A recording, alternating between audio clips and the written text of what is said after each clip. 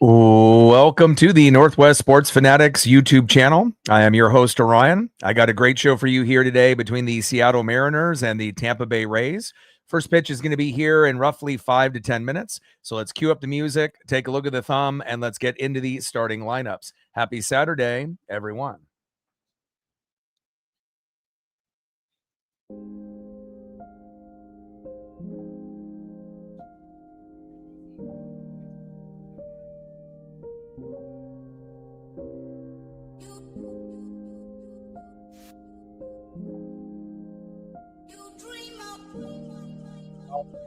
On the left, on the mound today, one of our aces, it's Walter, a.k.a. Logan Gilbert. And on the right, Tampa Bay's very own Taylor Walls. Now let's get into the starting lineup here first for the visiting Seattle Mariners.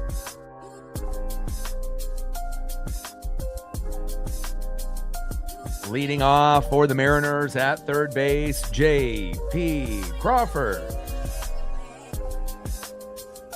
Batting second, playing left field, the former Tampa Bay Ray, Randy Arozarena.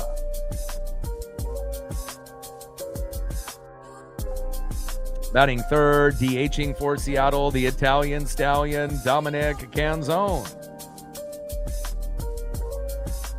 Batting cleanup, batting fourth, catching today for Seattle, big dumper, Cal Raleigh. Batting fifth, playing first base, it's Nails, Josh Naylor. Batting sixth, playing right field, Luke Raley. Batting seventh, playing second base, Cole Young. Batting eighth, playing center field, Victor Robles. And batting ninth, playing shortstop, the phenom, Colt Emerson. And on the mound for the Mariners with a 7-5 record, ERA of 3.19, one of our top two with Bryce Miller at the moment. It is Walter, a.k.a. Logan Gilbert. And now let's get into the starting lineups for the home Tampa Bay Rays. Leading off for the Rays at DH, Yandy Diaz. Batting second, playing first base, Jonathan Aranda. Batting third, playing third base, Junior Caminero. Batting cleanup, batting fourth, center fielder, Cedric Mullins. Batting fifth, playing right field, Johnny DeLuca. Batting sixth, playing left field, Chandler Simpson. Batting seventh, a former Seattle Mariner, shortstop today, Ben Williamson. Batting eighth, playing second base, Richie Palacios. And batting ninth, catching today for the Rays, is Nick Fortes. And on the mound for the Rays with a 4-6 record, ERA of 3.60, coming off from the bullpen and now a starter, Griffin Jacks. Trident's up. Let's go, M's. Shout out to my boy Brooks Beats with the best beats on YouTube. We're going to be shooting for 100 likes, 100 on that dono train, and 5 to 15 subs. 50th anniversary for the Seattle Mariners, 40 plus years on the radio for this legend and icon. So every stream we will dedicate it to the one of the best of all time, Rick Riz. And an update for all Mariner fans. First round, 24th pick overall, third baseman stud, Ace Reese. And we obviously know we need pitching. We need a third baseman. And the guy's a monster. 6'4", 220, the 18th ranked prospect. So we got a steal in the draft. Got a lot of power. And they do project that he can play third, outfield, or first base. So definitely excited for the pick. And again, normally with the picks lately, it's going to be, Colt Emerson, Cole Young. Now we got Ace Reese, everyone in the infield. And then obviously in previous years, we were able to get pitchers and, Emerson Hancock, George Kirby, Logan Gilbert, obviously Brian Wu, Bryce Miller, just to name a few. So definitely very exciting, as well as Cade Anderson, obviously the third pick in the draft from last year. So I feel like a lot of teams don't really know what they're doing in the draft on the MLB side, but the Mariners have been really hitting on the picks within the last, 6-7 years. And again, another dog to add to the lineup. And again, this could end up being, something that we might have to wait a few years for. But again, 6'4", 220 with power to hit homers and defend. Ace Reese is our new Seattle Mariner. Love it. And again, I figured it was going to be a pitcher, or possibly a third baseman. And, based on a lot of the things that I've been reading, again, I think this is one of the steals of the draft. And, we're very excited about the potential just because we don't really know how long Brandon Donovan, is going to be on this team. We don't know how long JP Crawford is going to be on the team. So to be able to address, one of these needs, since we saw flashes out of Ben Williamson, and now obviously he's on the Rays with the trade and whatnot. And again, some of the guys that we've had to let go, some of them have panned out. Some are still kind of struggling, like Harry Ford on the Nationals and in AAA. But again, I do really like the pick, and I'm looking forward to hopefully having a good standing, hopefully 5 or 6 innings of good baseball, out of Logan Gilbert. 3 runs or less given up, hopefully 2 or less, because we don't really know who's coming in the bullpen. And then the magic number for the Mariners, 5 runs, 7 to 10 hits. And again, at any given point, if he can end up getting that job done, then obviously we should have a chance at some point or another. Trident's up. Let's go, M's.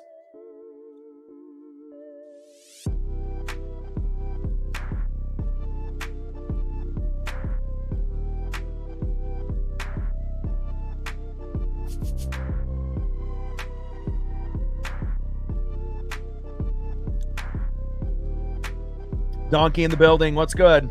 All day in the building. What's good?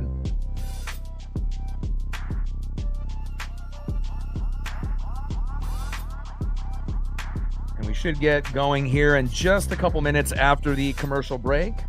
Obviously, the Rays paying homage to Evan Longoria, one of the best players to play in that organization. And again, game was supposed to start around 1:10. But again, we did have a couple beat writers for the Mariners that announced a couple hours ago that it would more than likely be a 1:30, 1:35 first pitch. So I'm glad I ended up getting that news and could pass that along. And again, Tampa Bay Rays, #1 team in the American League. They look like the team to beat this season. Obviously, when Aaron Judge comes back, you assume they'll make up a little bit of ground on the Rays. And then obviously you have the rest after the Rays and the Yankees. You got the Guardians, you got the White Sox that look like playoff teams, and they have a similar record to the Mariners typically, just a couple games above 500. And then you got the Rangers and Astros that you can never count out. And we'll see if the Athletics can get hot at the, end of the year. And then obviously on the National League side, we already know the Dodgers and the Brewers and the Braves are incredible. The National League Central at one point had every team above 500, but it's starting to even out a little bit. And again, we'll be able to see how many teams end up making it. We already had to go against the Marlins, who are the hottest team since June 1st, and we got swept by them. And realistically, the way that Tampa has been playing, could we get swept by Tampa? Yeah, easily. We haven't been able to hit the ball lately.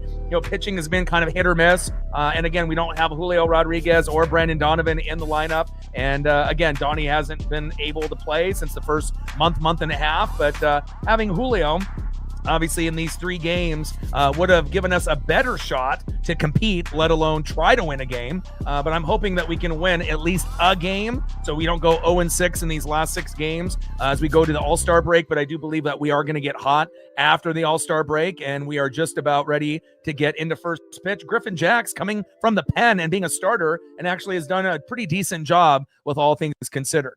He may not be a Nick Martinez, but again, 3 starters with 80 innings pitched with an ERA of less of 3. The Rays are definitely the best team in the American League, hands down. First pitch is high and away, 4-seam fastball, 95 miles an hour to JP Crawford, 1-0 count. Sean in the building, what's good? Hawks in the building, what's good?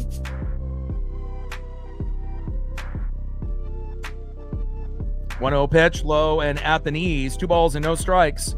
From Jax to Crawford, 2-0 pitch, hard hit ball, deep right field and caught, and that is 1 away.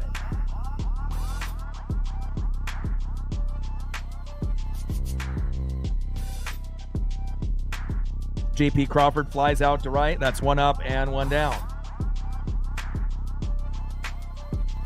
Batting second, the former Tampa Bay Ray left fielder Randy Arozarena, and on deck in the 3-hole, DHing Dominic Canzone. And hopefully we'll see Randy show a little bit of effort. There was a foul ball yesterday that was literally 1 foot away from him, and with little to no effort, it dropped. And then the next pitch was a home run, and that's unacceptable. We already know Randy is garbage on ground balls in left field. Never hustles, never throws lasers, only lobs. And again, if he's not going to go after foul balls and just let them drop, and then the next pitch ends up being a home run, I think for a lot of us, we're happy that he's an all-star this year, and we know that he's our most consistent hitter this season, but as far as hustle and effort on defense, as well as running the bags, piss poor. And, it wouldn't hurt my feelings, after this season if we end up, moving on from Randy and finding someone that actually will hustle, on offense and defense, and a guy with Randy's skill set is the Rays are challenging here, and that is a ball. But again, with his skill set, if he actually just hustled to first base, hustled on ground balls and foul balls, and threw lasers instead of lobs, he probably could be a top 20 player in the game, and no one would even bat an eye. But again, just kind of disappointed in his lack of effort, and I know a lot of us feel the same. And it's, I would rather have a guy that hits 5 to 15 home runs, that hustles and plays hard on both sides of the ball than someone that, gets 30 to 45 home runs that doesn't hustle on defense or run the bags well. Pitch in there for a strike low and at the knees. 2 balls and 2 strikes. Pitch is high and inside. Count now is full. 3 balls and 2 strikes to Randy Arozarena. Joe in the building. What's good? And again, effort and hustle means everything to me. So again, you can be a great player on one side of the ball, but if you just don't care, about playing defense, you might be able to hit 30, 40 home runs, but how many runs are you giving up on the daily when balls are hit your way? Singles turn into doubles, doubles turn into triples, triples could end up being an inside the park home run. And again, I just, it's not something that we're used to, as finding players that are lazy. And again, it's just kind of a damn shame. He's such good, instincts in the box as a hitter, but as far as defense and, hustle, out of 1 out of 10, he's a 0, and it's just disappointing. Next up is Dominic Canzone as Randy makes his way to first on the walk. So hopefully we'll be able to get something going here early in the matchup. 0-1 pitch, low and away. 1 ball and 1 strike from Jax to Dominic Canzone.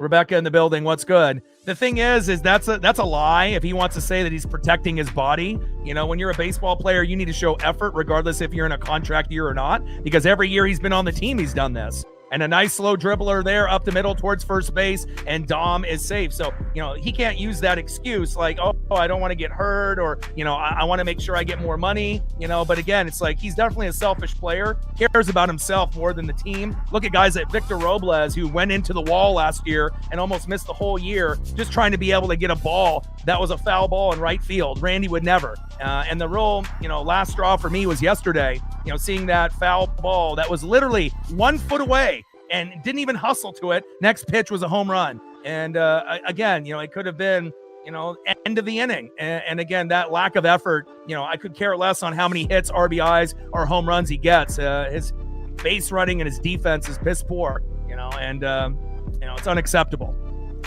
Now we got runners at first and second for the big dumper, Cal Raleigh.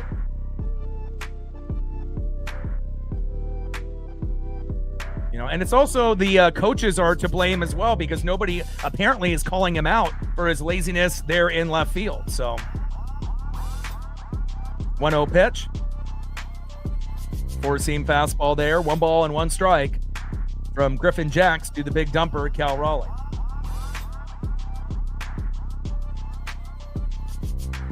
I mean, Victor Robles tries, Julio tries, Rayleigh tries, Dom tries. It's just Randy for whatever reason. Maybe he thinks he's bigger than the game itself. And I know a lot of players, have egos, just like wide receivers in the NFL have egos and whatnot. But I don't know. In Randy's mind, does he think he's bigger than Julio? Does he think he's bigger than the team? And when you watch him play, it kind of seems like it, takes plays off, just kind of in his own world. I'm a professional. I'm a millionaire. I made it. but again, you're hurting the team with that kind of mindset. And Luke Raley was from the Tampa Bay Rays as well, and he's the complete opposite. He's a guy that hustles on every single play, offense and defense, and that I can really admire. 1-2 pitch from Jax to Cal Raleigh, high and away. 2 balls and 2 strikes from Jax to Big Dumper.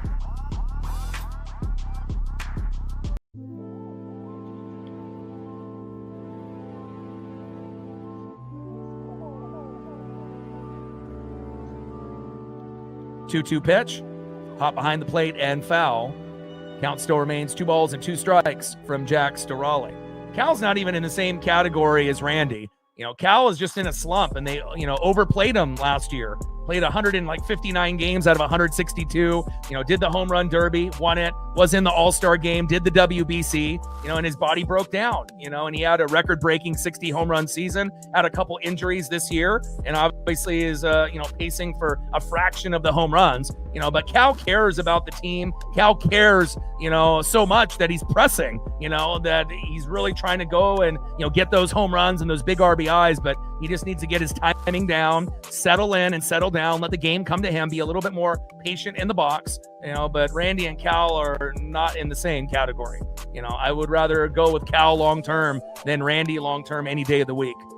And Cal will get back to his normal form of, hitting 20 to 35 home runs. And, maybe before his career is over, he'll have another, 50 plus home run season. But again, squatting for 2 to 3 hours, for almost 162 games, at some point, you got to be a leader. You got to throw guys out. You got to get hits and home runs. It's a lot of pressure. And to me, catching is the hardest position to play in baseball. And now with Cal Raleigh walked, we got bases loaded with 1 out for Josh Naylor. And let's see if Josh can help us cash in here early. And we haven't been able to get into, a jam for the Tampa Bay Ray pitchers so far in this series, as well as the Miami series against the Marlins. They dominated us, and yesterday we got beat up as well. Nick Martinez was great, as well as the hitters. And now we have an opportunity to get a single, double, triple, or a grand salami to kind of put the pressure here on Griffin Jax.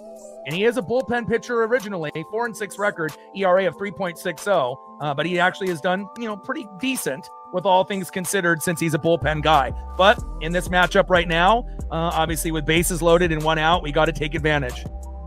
First pitch, big swing and a miss, low and away, 0-1 count. Trident's up. Let's go, M's.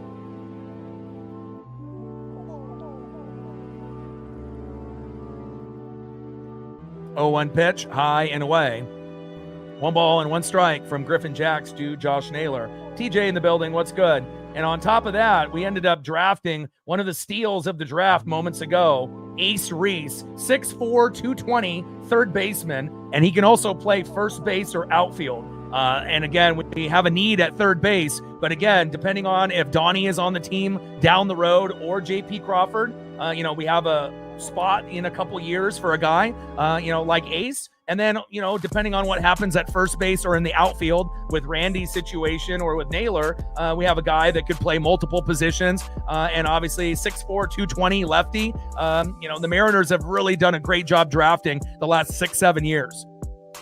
2-1 pitch, hard hit ball towards first base and foul. You got to think with Logan Gilbert and George Kirby and Emerson Hancock, with first round picks, and then steal of the draft, late round picks, out of guys like Brian Wu and Bryce Miller. And then obviously, seeing what we've been getting out of Cole Young and Colt Emerson and Cade Anderson, first round picks. And then now with Ace Reese. What a cool name. And I can't wait to be able to see him, get dingers for us and make big plays at third in the future. And again, he may end up playing first or even outfield, depending on the needs of the team. Very excited. He was the 18th ranked prospect, and we got him with the 24th pick. So a lot of people in the MLB circles are saying that we got the steal of the draft, and we definitely need a third baseman. 2-2 pitch. Big swing and a miss. Down goes Josh Naylor. Batting helmet flies off, and that is 2 away. Next up in the 6th hole, the former Tampa Bay Ray that actually hustles, Mr. Hustle, right fielder, Luke Raley. Let's see if we can get a nuke out of Luke, or at least an RBI single to make it 1 or 2-0. We don't get these opportunities, that often against really great teams like the Marlins and the Rays recently. We have to take advantage. First pitch in there to Luke, takes a strike with the sweeper right down the middle, 87 miles an hour, 0-1 count. And I ended up watching some game footage and doing a little bit of research in what I saw with Ace, and he definitely looks like a winner. Looks like he could be an impact guy, just like Cole Young and Colt Emerson. So the infield is really stacking up nicely. And then you knew that they were going to draft a pitcher or a third baseman more than likely. And again, I don't think anyone on the Mariner organization or fan base will complain. We have issues at third, and to be able to get a guy that's 6'4", 220, I like that. 0-2 pitch, big swing and a miss. Did he get a foul tip on that? And Luke Raley strikes out. Yikes. Bases loaded, and we can't even cash in with one. And that's the problem. The middle of the order, Dan Wilson needs to rearrange that batting order. Cal should not be batting fourth when he's struggling. And then obviously Naylor and Raley, the middle of the order has the most, home run impact, you would assume, just because of their body size and stature. But they've been the weak link, on the team. The top of the order with JP and Dom has been pretty good. The bottom of the order with Cole Young and Colt Emerson, for the most part, even though Colt has been on a little bit of a mini slump, has been pretty productive, especially Cole Young, hitting home runs. Victor Robles and Emerson, singles once in a while. But really what's killing us, besides the bullpen and the lack of patience, is the middle of the order. The middle of the order has been terrible, and again, when we have these opportunities, if you had Cole Young, up in that situation, maybe we end up taking a lead and getting an RBI or a home run. But Cal Raleigh hasn't been hitting or seeing the ball well. Naylor hasn't been either. And unfortunately, even though I love him, Luke Raley, hasn't been able to see the ball really that well either. And again, it's really hurting us because you got 3 home run type of guys, but they just have not been able to connect and help the team win as of late. All right, let's go to the bottom of the first inning and see who's up next here for the Rays. Shout out to my boy Brooks Beats with the best beats on YouTube. But so far, we will see what happens here now for 7-5 record, ERA of 3.19. Our number 2 pitcher right now behind Bryce Miller, Logan Gilbert.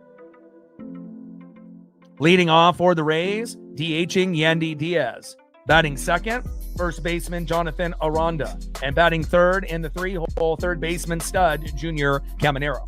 And again, I would assume Kyle Schwarber and Junior Caminero probably have the best chance of, making the finals in the home run derby. I do know Bryce Harper is in it as well, to represent Philadelphia. But again, and Munetaka Murakami ended up getting in and also is participating in the home run derby. Should be exciting. And again, there's been a few guys that have opted out. But again, there's still enough talent to make it exciting for the home run derby on Monday, as well as the All-Star game on Tuesday.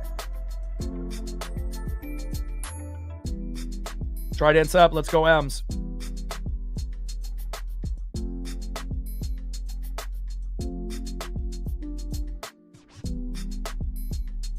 Shout out to my boy Brooks Beats with the best beats on YouTube.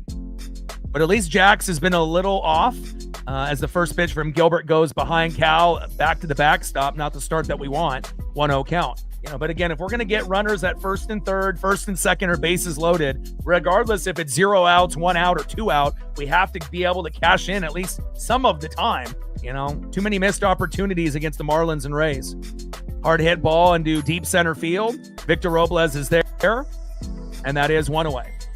Good defense there by Victor Robles, and again, it shows you how important Julio Rodriguez is to this team. Offensively and defensively, we really haven't been the same team. Down goes Diaz, flying out to center field to Victor Robles, 1 up and 1 down. Batting second, first baseman Jonathan Aranda.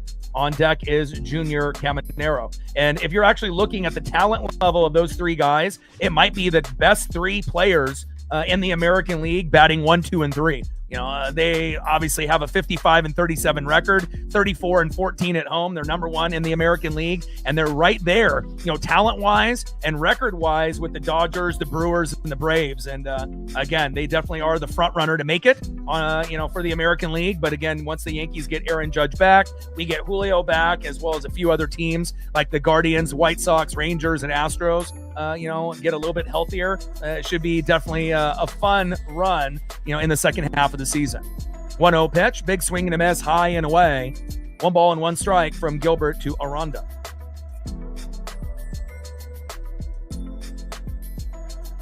Appreciate you, Kay. Bottom of the first inning, 0-0 Mariners and Rays. Logan Gilbert on the mound. Jonathan Aranda in the box. Another ball there to Aranda. High and away. Four-seam fastball, 97 miles an hour. 2-1 pitch. Big swing and a miss. High and inside. 2 balls and 2 strikes from Gilbert to Aranda.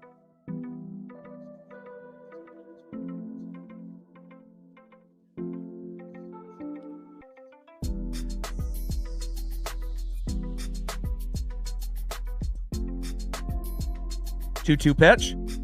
Hard hit ball behind the plate and foul. Four-seam fastball, 97 miles an hour. 2 balls and 2 strikes with nobody on and 1 out. Bottom of the first, 0-0 Mariners and Rays.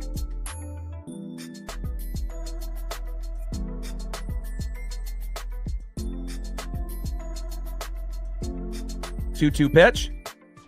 Popped up and out of play. Count still remains 2 balls and 2 strikes from Logan Gilbert to Jonathan Aranda. And we need Logan to give up 2 runs or less, 3 at the most, considering we've had a hard time scoring runs in general. 5 runs, 7 to 10 hits. If we're able to get to that number and Logan can be clean and the bullpen doesn't blow the game in the second part of the game, we'll have a chance. 2-2 pitch, big swing and a miss. And a nice punch out there by Logan Gilbert. Nice job, Logan. Quest for 1,000 strikeouts. Logan is only 1 away.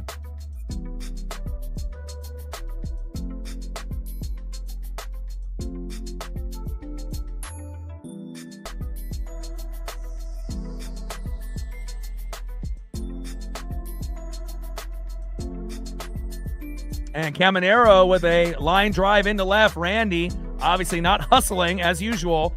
And a lazy throw into third and a stand-up double there for Junior Caminero. What a nightmare. Every baseball that gets hit to Randy, it just singles turn into doubles, doubles turn into triples. I'm just sick and tired of the laziness there in left field. All right, come on, Logan. Got to settle in. We know Junior Caminero is one of the best players in baseball. But now we got to be able to settle down and get cleanup hitter, center fielder Cedric Mullins out. And on deck in the 5-hole is right fielder Johnny DeLuca. Great action shot there. Trident's up. Let's go M's. And Mullins pops up on the first pitch. We get lucky. Young is there, calls everybody off. And there we go. And that is out number 3. And that's exactly what we need. And it's just nice to be able to have guys that we can trust. And again, I was actually comparing, the stat line, of some of the other second basemen, as well as, individuals that are in the All-Star game and whatnot. But, if we can get his batting average closer to 280, 290, it's going to be, sooner than later that you're going to see Cole Young, obviously in, the All-Star game. Ernie Clement doesn't have as many home runs, doesn't have as many RBIs, but his batting average is higher. And again, if they're going to go based off, having a 280, 290, 300 batting average, but this guy only in his second year has already got more home runs and more ribbies in the first half than Ernie Clement. And I would have loved to have been able to see him and Bryce Miller, make it this year, but Miller doesn't qualify because he doesn't have enough innings pitched because he was injured the first couple months of the year. And eventually, globally, everyone will know Cole Clutch Young. And speaking of, who's up next here in the top of the second inning? My favorite player, Cole Clutch Young. Let's get it, Cole. And I know that you can get it done more times than not. Batting second in the 8-hole center fielder, Victor Robles. And batting third in the 9-hole shortstop, Colt Emerson. Trident's up. Let's go M's. We are 61 subs away from 24,500. And we're still looking for our first dono on our dono train. And let's see where we're at on the likes here so far. We're at 36, 64 to 100.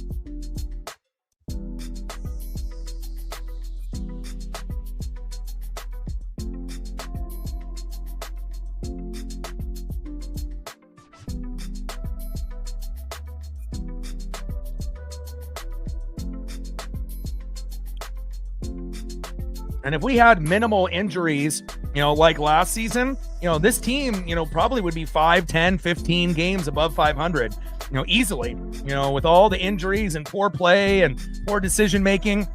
And obviously, if Cal never got hurt, and, I was looking up his numbers as well. He's at, right under 10 home runs right now. And I believe he was around 17, at the moment, and then ended up with 60. So it shows you how many home runs that he hit after, the All-Star break and whatnot. But obviously, got overworked last season. As Young gets a hit right up the middle, and that's my guy. And imagine if Cole Young was batting higher in the order. Cole trying to go for 2. Safe. Let's go. And Cole Young turning in a single into a double. And to me, he's my favorite player on the team. And again, one of the best players overall on this roster. And he's just going to get better and better and better. He's going to have the same type of impact as Julio in the outfield. Offense, defense. And again, Colt Emerson, is young, and he'll get better next year. But Cole Young, and he is the truth.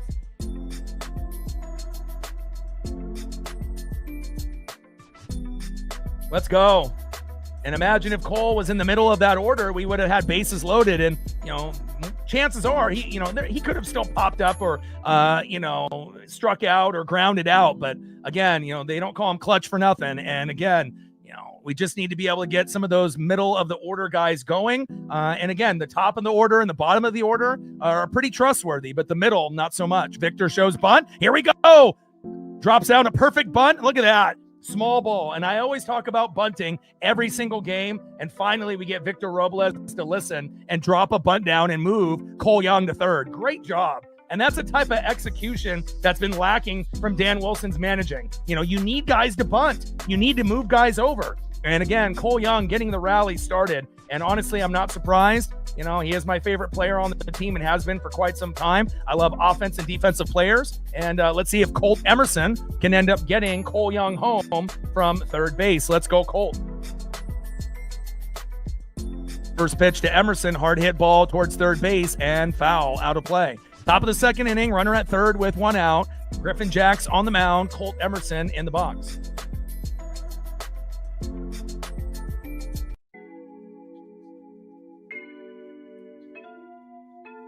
Jack in the building. What's good?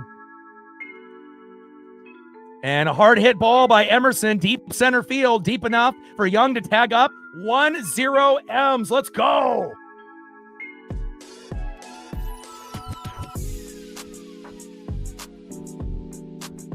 Let's go. Jack getting us started with a $1 holla. Appreciate you. Every dollar counts. Let's go, baby. Good start by the CNC Factory. Cole Young and Colt Emerson. Small ball does help you win. Absolutely. Let's go.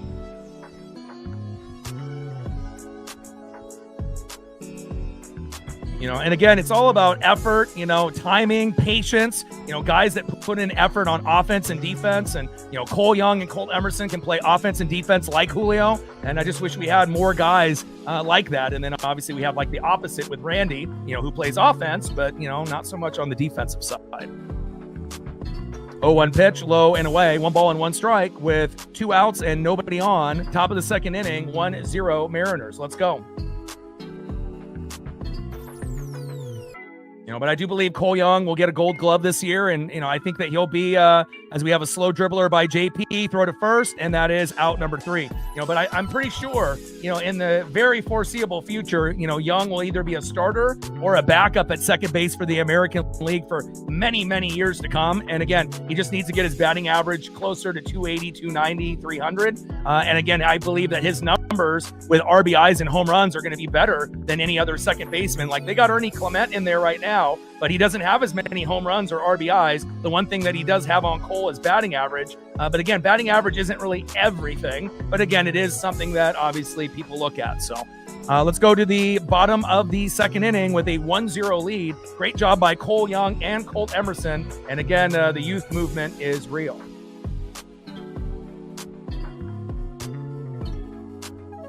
Let's go to the bottom of the second and see who's up next here for the Tampa Bay Rays.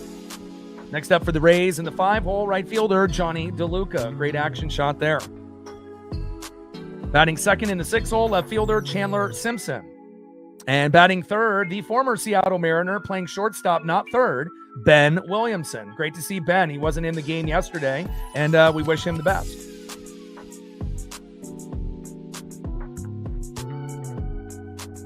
Trident's up. Let's go, M's. 61 subs to go to 24,500. We're at 1 on the dono train, 99 to go. And let's see where we're at on the likes. If you haven't smashed that like button yet, please do. The faster that we can get to 100, it'll hit the algorithm. And we're at 43, 57 to go.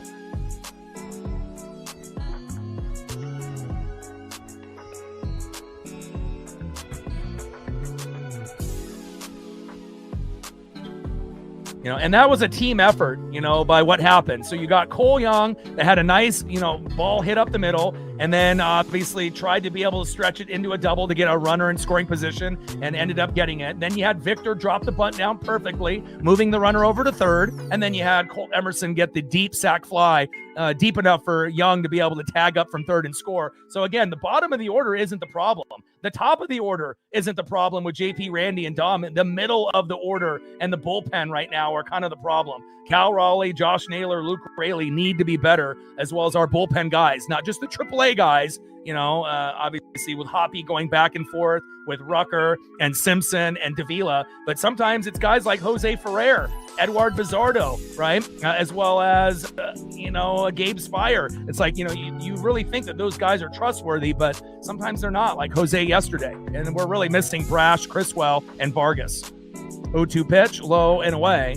1 ball and 2 strikes from Gilbert to DeLuca. Let's go, Logan. We're going to need a solid outing out of you. And out of, you know, the 3 pitchers, Castillo, Gilbert, and Hancock, I thought this would be the game that we would probably have a good chance to win. Hancock tomorrow is going to be a little bit more iffy, you know, but again, we just don't know what version of Emerson is going to show up tomorrow, as well as the bats. And we're playing early in the morning. 1-2 pitch, big swing and a miss. And there we go. And that's the 1,000th career K for Logan Gilbert. His family is in attendance. Someone get him that baseball and put it in a case so that way he can hang it up in his mantle or wherever he wants in his locker. Congratulations, Logan Gilbert, with his 1,000th career K. And again, if you look at his numbers compared to a lot of the top tier guys that have been playing, that are more than likely going to be in the Hall of Fame one day, Logan's not that far behind, you know, some of those top tier guys that have been in the league for quite some time. And a hit right up the middle there that dribbles into Victor Robles, and a nice hit there by Chandler Simpson.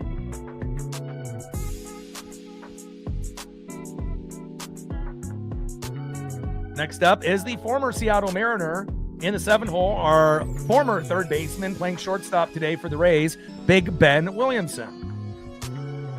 And we thought, you know, last year, you know, maybe this would be the future at third base, but obviously, you know, got Gino to come over at the deadline, and then obviously had to trade Ben away, you know, but we just drafted a third baseman today. So I'm very excited to be able to see in the near future, Ace Reese, great baseball name for the Mariners. And again, 6'4", 220 lefty.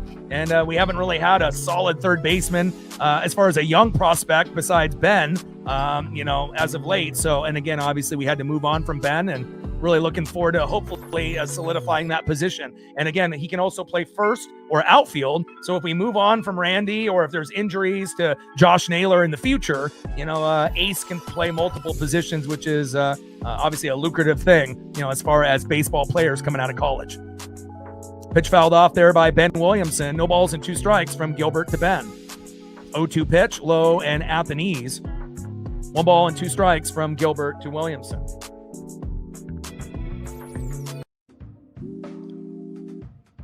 Shout out to my boy Brooks Beats with the best beats on YouTube.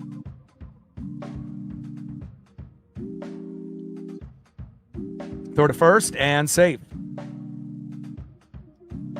You know, I watched film on him, and again, you know, he was the 18th prospect, and a lot of the quote-unquote experts said that we got the steal in the first round. We got him in the 24th pick, and usually 20 to 24, you know, you can get really solid pieces. That's where we got Colt Emerson and Cole Young. Obviously, 3rd pick last year with Cade Anderson, and We've been able to get steals in the draft, like Brian Wu was a late round pick.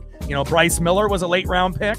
And again, anytime that you can end up taking advantage of other teams going a different direction, not everyone is looking for a third baseman. But again, 6'4", 220, lefty, multiple positions. It's going to be very interesting to see how he develops. And obviously, we're definitely going to have a need there because we don't know how long Donnie or JP will be on this roster in the near future. So, bottom of the second inning, 1-0 Seattle.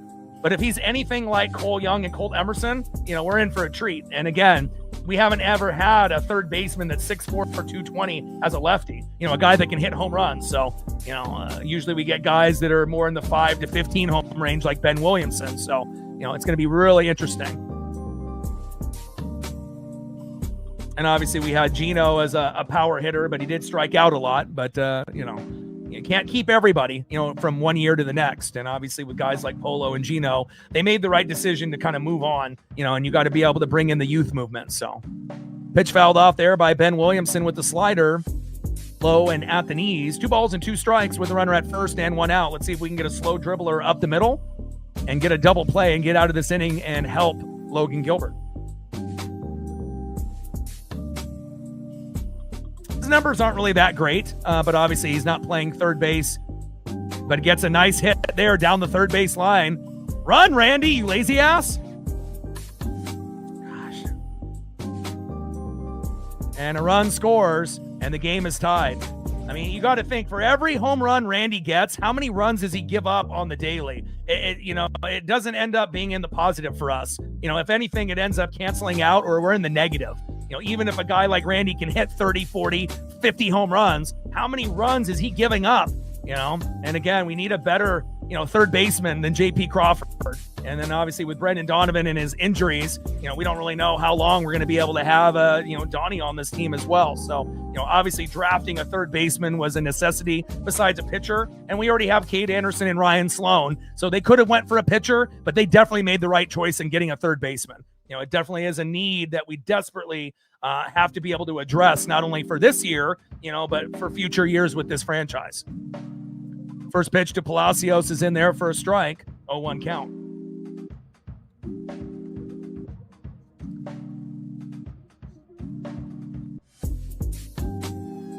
Oh, 0-1 pitch popped up. Robles is there in center, and that is 2 away. I think for me also, too, it's a number of things. It's like not hustling to first base, not really, being the best base runner, Randy Arozarena, and obviously on pop-ups, more times than not, he's pretty good if it's in fair play, but it ends up being in foul territory like yesterday. It was 1 foot away from him, and he just decided to let it drop, and then the next pitch was a home run. That's unexcusable, and again, with ground balls, never hustles, always throws lobs instead of lasers. Again, I could care less if Randy hit 60 home runs. I don't want a player like that on my team. Throw to first, and that is out number 3. Because for every good thing that you do in the box, how many bad things are you doing, defensively? It just, again, for me, I can't wait until he's not on our team anymore.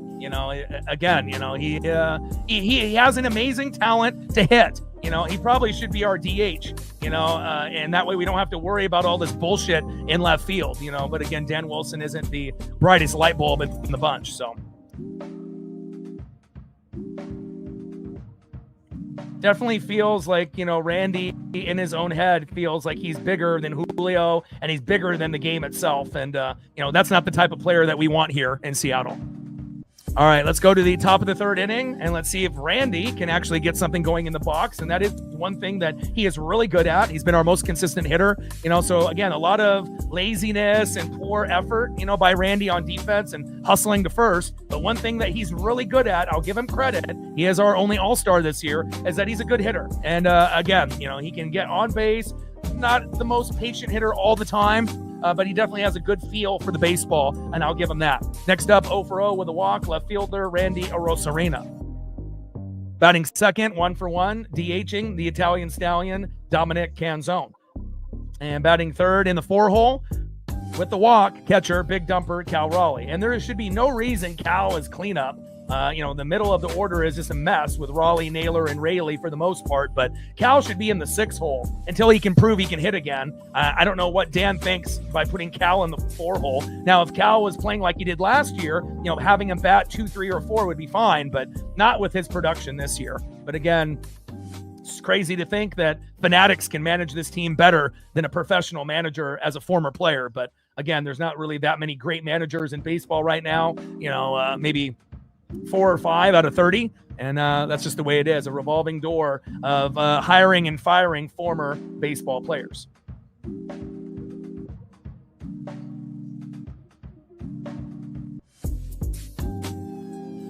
Yeah, and again, if you didn't see the play live, and I know all day, you saw it, but that ball was literally just like a foot away. I mean, it was just lack of effort, and then the next pitch was a home run. It's like karma, It's like if you're going to be lazy and not care, a team like Tampa or Miami will make you pay. And again, when they homered on the next pitch, I was not surprised, And again, it's just, I want team players, not me players, And again, Randy would be definitely more suited, for that type of play, like somewhere like in New York. Yankees would love him, even with the type of player that he is. But, for us here, not for me. 2-0 pitch, high and away. 3 balls and no strikes from Jax to Arosarena.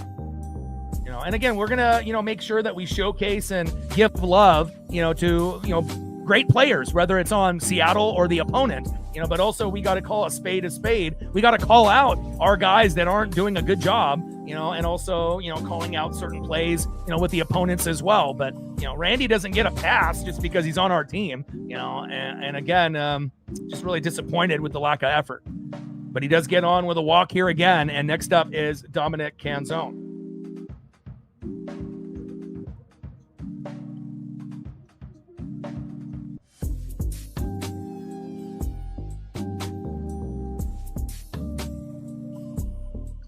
First pitch to Canzone is a ball, 1-0 count.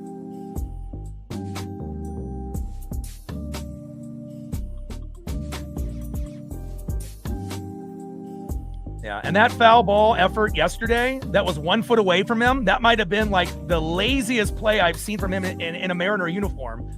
I mean, again, I don't expect him to dive or, like Dom or Luke or Julio or Robles, but again, just stick your glove out, take a couple more steps towards the ball instead of just stopping and then watching the ball hit, in foul territory. I mean, just such a selfish, lazy player, and then the coaches don't even fucking, do anything about it, which is crazy too. I know if I was managing, no matter how great of a hitter you are, no matter how many ribbies or home runs, if you're not going to hustle to first and you're not going to hustle in left field, you're not playing. I'd rather play someone else. I don't care how much we're paying you. I don't care how talented you are as a hitter, unless you just make him a DH to solve that problem, or not play him at all, but I guess that's just the way that it goes. They just allow him to continue to do the same shit over and over. 1-2 pitch. And another ball there from Jax to Canzone. 2 balls and 2 strikes from Jax to Dominic Canzone. Curveball, 85 miles an hour, low and away.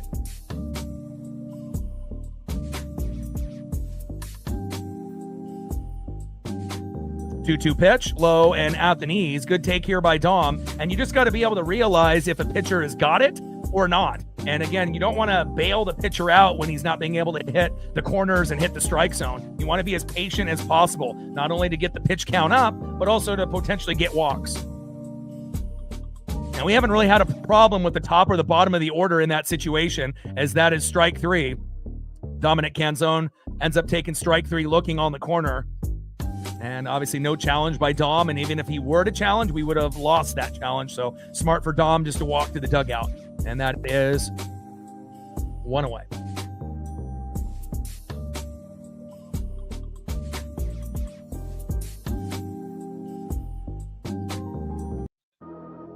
Shout out to my boy Brooks Beats with the best beats on YouTube. First pitch to Cal. Hard hit ball. Deep right field. And foul.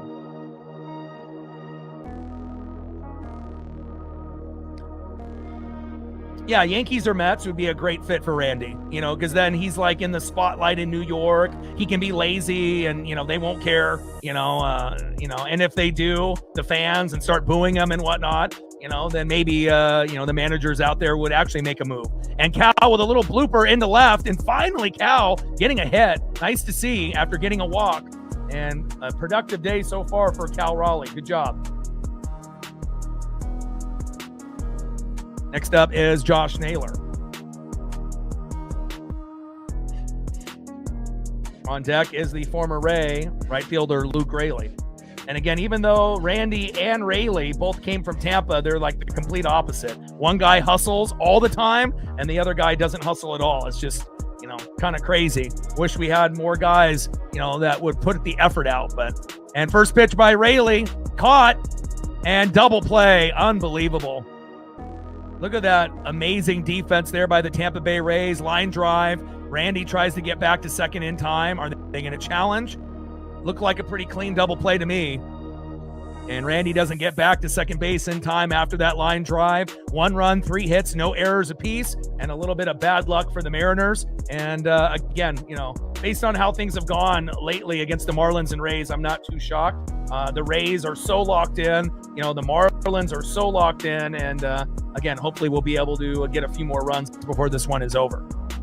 There's been a lot more double plays towards first to second rather than to second to first like that we traditionally see against the Mariners as of late. And then we obviously know Julio on one of those double plays attempts got hit in the head, as they got the out at first and tried to throw to second. And then he's been out with a concussion. And now obviously we won't have him back until after the All-Star break. What a damn shame. All right, let's go to the bottom of the third inning with the game tied at 1. Thank God for Cole Young, Victor Robles, and Colt Emerson at the bottom of the order. Next up, leadoff hitter, 0 for 1 DH, a great hitter, Yandy Diaz. Batting second, in the 2-hole, first baseman, 0 for 1 with a K, Jonathan Aranda, another great player. And the best player on the team, their number 1 home run hitter, third baseman in the 3-hole, Junior Caminero. 28 home runs, pacing for 40 to 55. And can't wait to be able to see what he does in the home run derby. Hopefully it'll end up being him and Schwarber in the finals. I'm definitely really excited to see him participate in the home run derby in the All-Star game. Trident's up. Let's go M's. We're at 1 on the Dono train, 99 to go. 61 subs to go to 24,500. And let's see how close we are to 100 likes as we go to the bottom of the third inning. And if you haven't hit that like button yet, please do. We're at 55. Good start, 45 to go.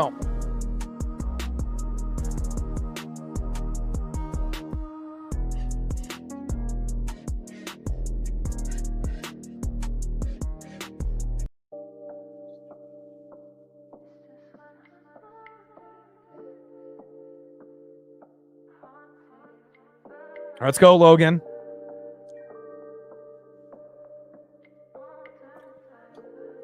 First pitch, low and away with a 4-seam fastball hit in the corner. 0-1 count. Nice strike there by Logan Gilbert. And obviously starting off the season 0-2 and losing the season opener against the Guardians was not ideal, but he's really battled back. And again, right now he's our second best pitcher behind Bryce Miller. And again, we just need Wu and Kirby and Hancock to get a little bit more consistent. And a hard hit ball, back, and it goes off the wall. Randy and Victor try to get to it, and that's going to be a double for Yandy Diaz. Thankfully, that wasn't a triple. And again, that's a pretty long ways out there in center field. And for a moment, it looked like it was going to be long gone and into the stands. But luckily, it ends up being a stand-up double.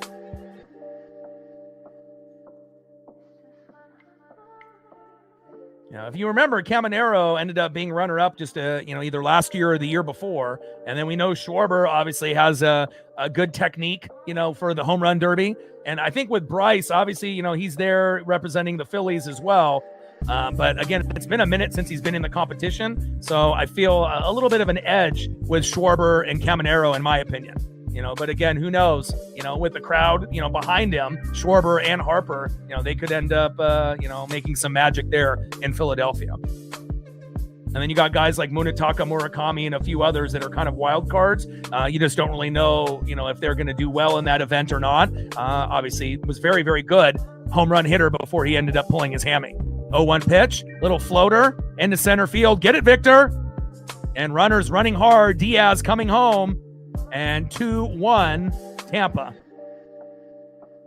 Back-to-back doubles there by Diaz and Aranda. And again, that's why this, 1 through 3 is probably the best in baseball, or one of the best in baseball.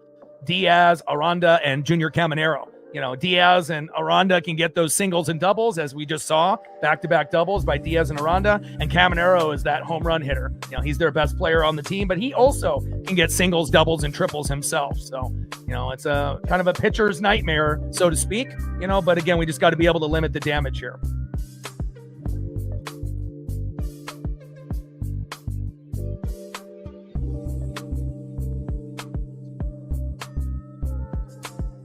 First pitch into Caminero is low and away. 1-0 count.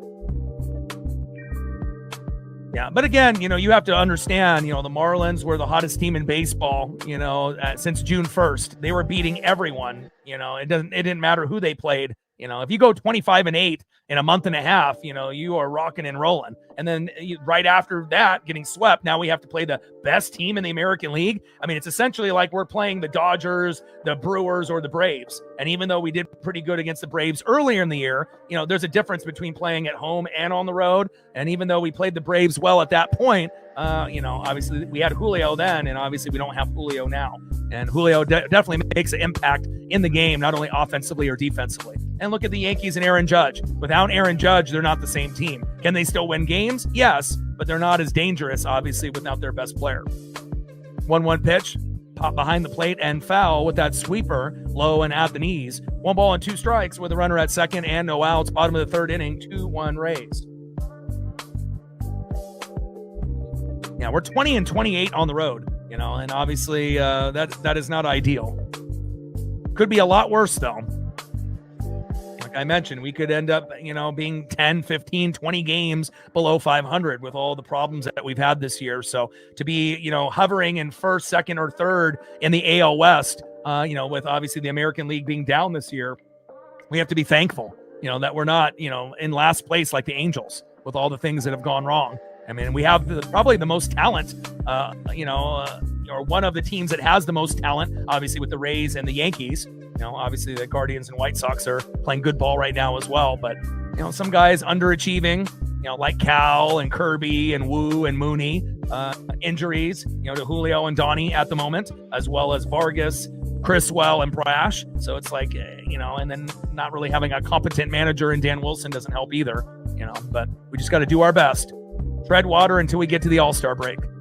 And then once we go into the second half of the season, we always play well. 2-2 pitch, low and away. Good take there by Junior Caminero. Curveball, 82 miles an hour outside of the zone. Count now is full. 3 balls and 2 strikes with a runner at second and no outs. Bottom of the third, 2-1 Tampa.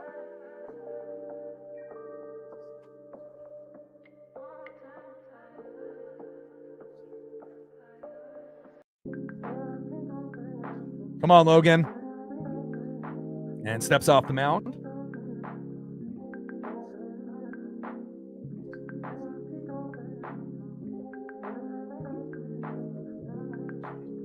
Let's go, Logan.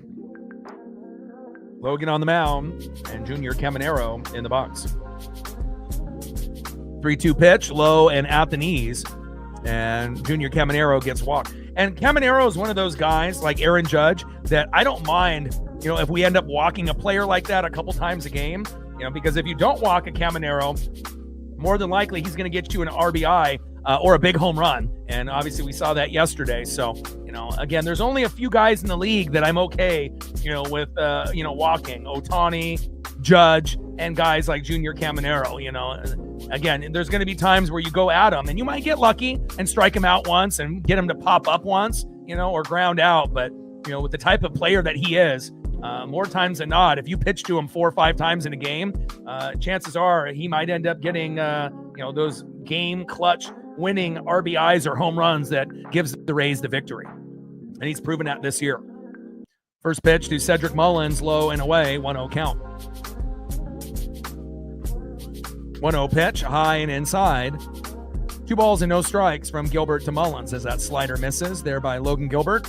And we got to get our first out here. We need a double play bad. Got to keep this game 2-1.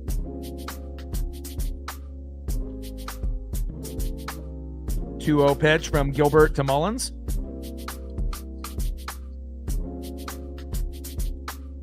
Pitches inside with the slider again, 86 miles an hour. 3 balls and no strikes from Gilbert to Mullins.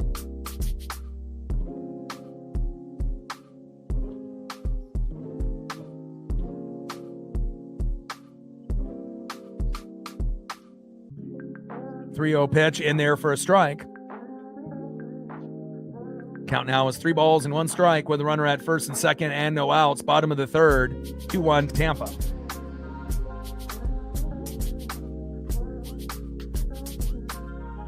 .3-1 pitch.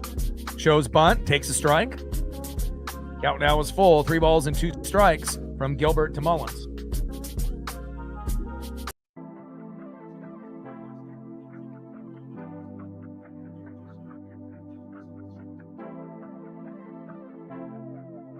.3-2 pitch, and Gilbert steps off the mound.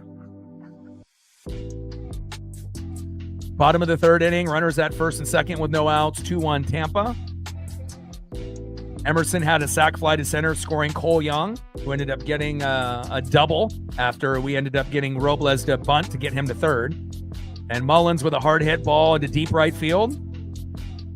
Rayleigh is there and caught. And Rayleigh with a nice strong throw.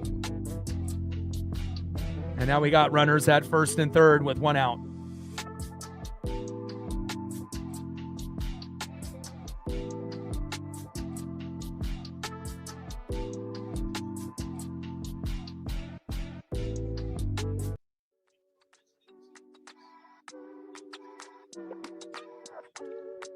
Next up in the 5-hole, right fielder, Johnny DeLuca. On deck is Chandler Simpson.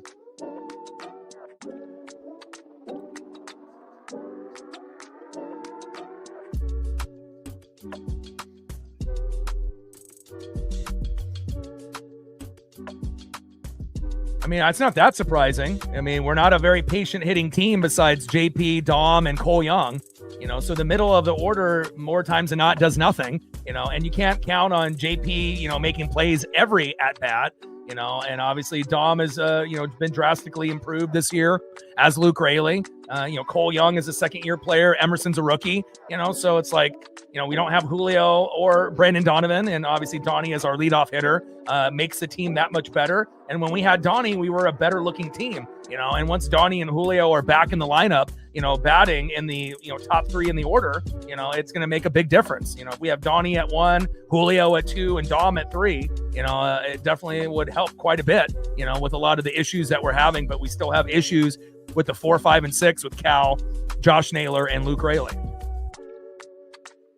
There's a number of reasons, but again, it's about having a better manager, getting on a hot streak, not having as many injuries. And again, nobody has been more beat up with quality players than us in the league. And, we just have to be thankful that we're still around 500, where we could be 5, 10, 15 games below. 1-0 pitch, and another bunt is shown and pulls it back. 2 balls and no strikes from Gilbert to DeLuca. But we're typically a 500 team for the most part, in most seasons recently. So we just, got to do what we normally do, kick ass in the second half of the season and just pray that we don't have as many injuries as we did in the first half. 2-0 pitch in there for a strike. 2 balls and 1 strike from Gilbert to DeLuca. We've lost a lot of games by having those AAA guys in the pen as well. There's a number of reasons why things have gone sideways besides the injuries. Bullpen really hasn't been that great.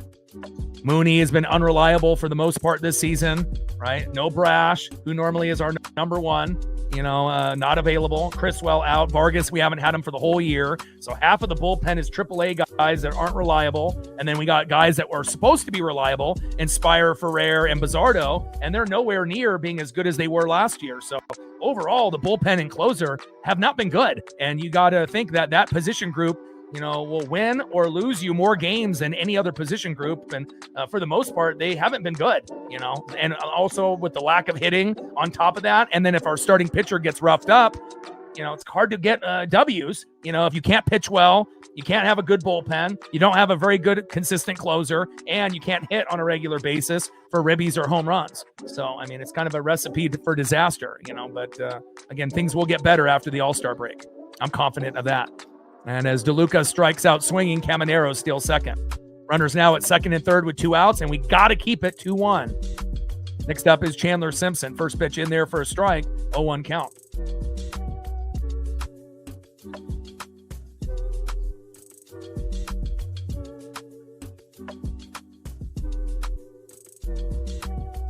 Oh, 1 pitch, pop behind the plate and foul. No balls and 2 strikes from Gilbert to Simpson. And if you remember when we did have, Donnie, he was one of the, 2 players that actually could bat 300 to 350, and play some good defense, at third base, and it's very, important to have a good leadoff hitter. And we really haven't had a good one since he got injured. JP has done his best, but he's not Brandon Donovan when he's healthy. 0-2 pitch, little slow dribbler up the middle. Cole Young is there, throw to first, and as reliable as they come, and that is out number 3. Great job there by Cole Clutch Young. And we get ourselves out of a jam where we could have been down 3-4, 5-1. Luckily, it's only 2-1, and now let's see if we can tie the game up here in the top of the 4th inning.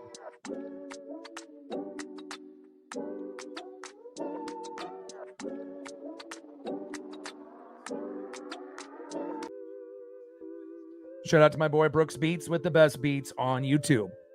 Next up, 0 for 1 with a K, right fielder in the 6 hole, Luke Raley. Batting second, 1 for 1 with a run, second baseman Cole Clutch Young. Let's go Cole. And batting third, 0 for 0 with the bunt, center fielder Victor Robles. Tight ends up, let's go M's. 61 subs to go to 24,500. We're at 1 on the Dono train, 99 to go. See if we get a few more people to help show some love and support. And we're at 63 likes, 37 to 100.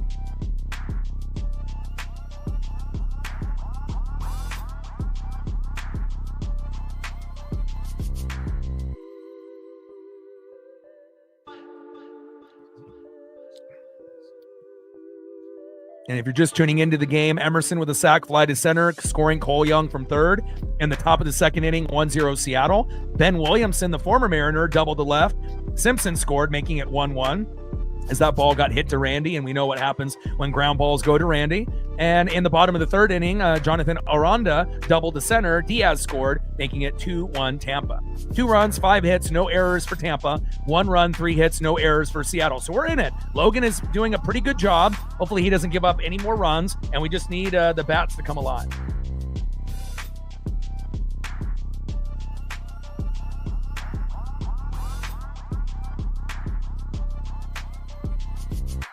So it looks like we got Ace Reese in the first round and Jake Brown, an outfielder from LSU. Maybe he'll take over Randy Arozarena. And Raley with a hit up the middle against his former team, but line drive and caught, and that is 1 away. And, the Mariners have gotten incredibly unlucky against the Marlins and the Rays. There's been a lot of hard-hit balls that would be singles or doubles that have been robbed by great defense and just kind of being in the right place at the right time for the Marlin and Ray defense lately.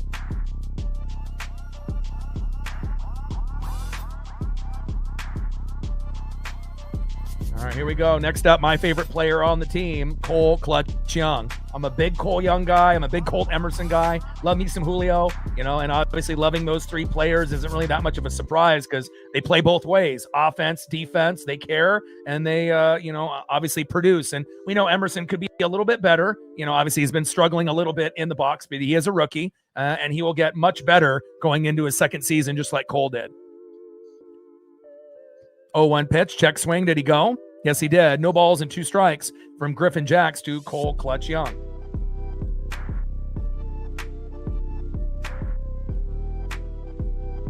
Let's go, Cole. Cole Young in the box. Griffin Jacks on the mound.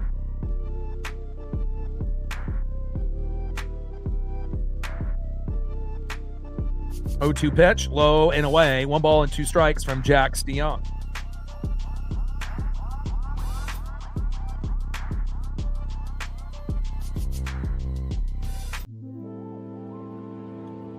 1-2 pitch. Young pops up.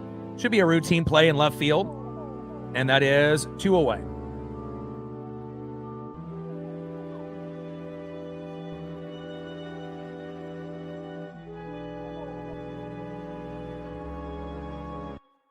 Next up, center fielder filling in for Julio, Victor Robles. On deck is Colt Emerson.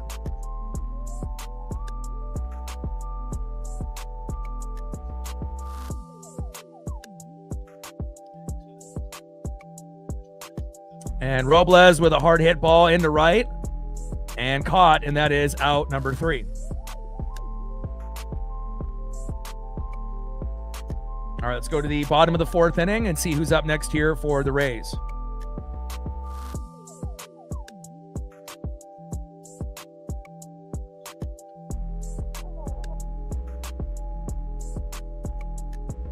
Next up for the Rays, the former Seattle Mariner, shortstop today, Ben Williamson. 1 for 1 with an RBI so far. Batting second, 0 for 1 in the second base in the 8-hole, Richie Palacios. And batting third, 0 for 1, catcher Nick Fortes. Trident's up. Let's go, M's. 61 subs to go to 24,500. We're at 1 on the dono train, 99 to go. Let's see how close we are to 100 likes as we approach the bottom of the 4th inning. And we got an early game tomorrow at like 10:30 a.m. Pacific. So set your alarms accordingly. And we're at 67 likes, 33 to 100.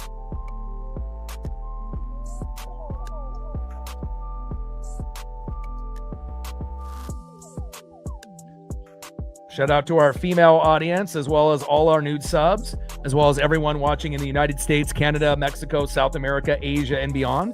And if we can get the other half of the people watching to hit that like button, we'll be over 100.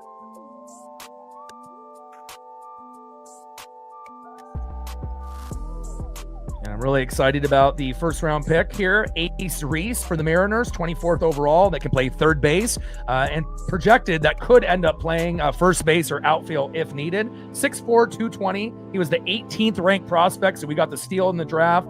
And again, very excited to be able to see Ace Reese development, just like Cole Young and Colt Emerson.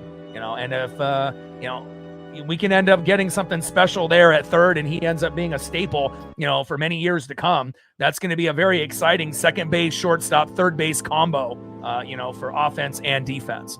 And again, we normally don't have a guy that's 6'4", 220 playing third. Usually a guy of that size would be playing outfield.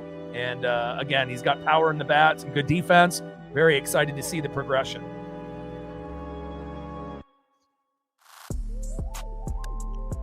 First pitch in there for a strike to Ben Williamson. Four-seam fastball, 96 miles an hour, 0-1 count. 0-1 pitch, little blooper. And it drops in between Young and Rayleigh. And Ben Williamson having a good day so far against his former team, the Seattle Mariners.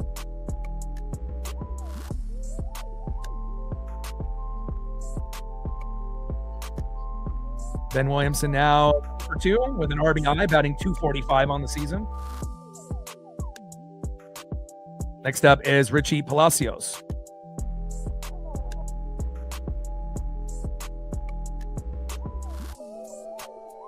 Come on, Logan. First pitch to Palacios. Big swing and a miss. 0-1 count.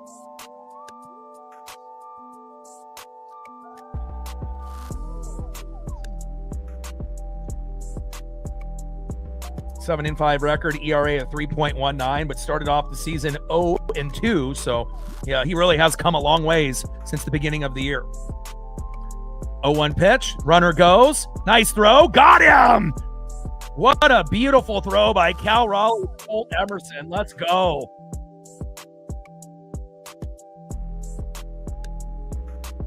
Great job there by Cal Raleigh. Let's see if they end up challenging.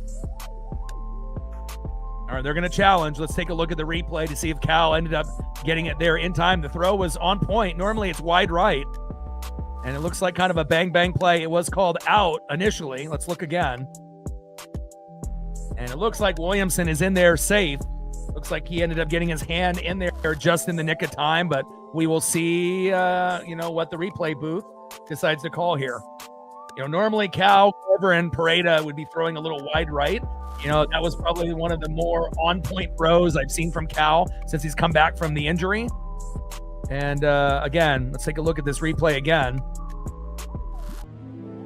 Looks like he gets his hand in the bag just in the nick of time, Ben Williamson. So I assume that this will be overturned. But a great effort by Cal and Colt trying to get Williamson out. But Ben's got some, decently, long arms and was able to get his hand in there, it looks like, just in the nick of time.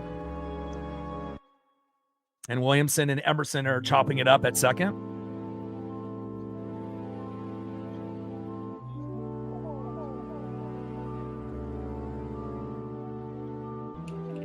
Let's go, baby.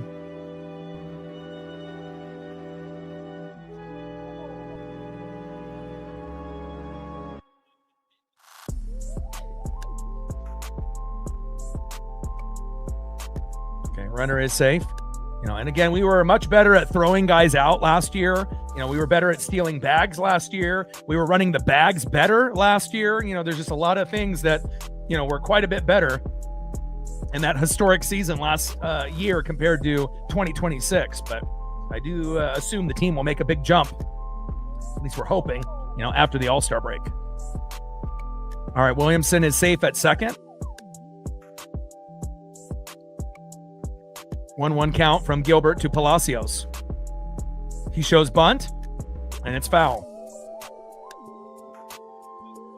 And again, good teams bunt on a regular basis, and we've already seen Tampa show bunt like 4 or 5 times today. I wish the Mariners were like that, and again, it just shows you when you have a good manager and you have good teammates that are willing to do things and, don't have an ego, bunting guys over, small ball helps you win games. The Rays would know. They're 55-37, 34-14 at home. Number 1 in the American League, even over the Yankees. And even if Aaron Judge never got hurt, they still would have a better record. And that's really saying something. 1-2 pitch. Hard hit ball into right field and foul.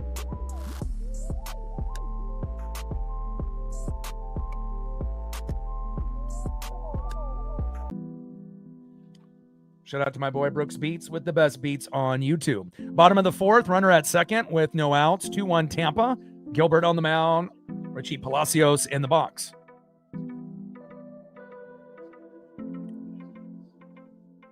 And Logan steps off the mound again.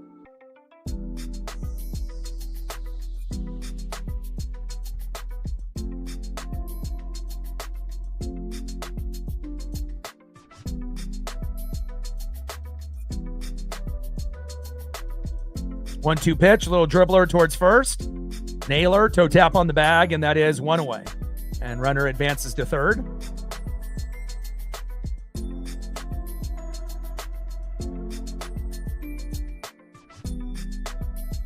Next up in the 9-hole, catcher Nick Fortes. On deck is Yandy Diaz.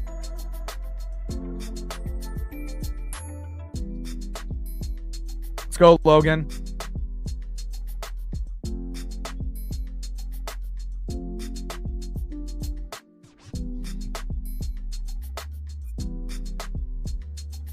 And Fortes goes for a bunt. Man, I am so jealous of this Tampa Bay Ray team.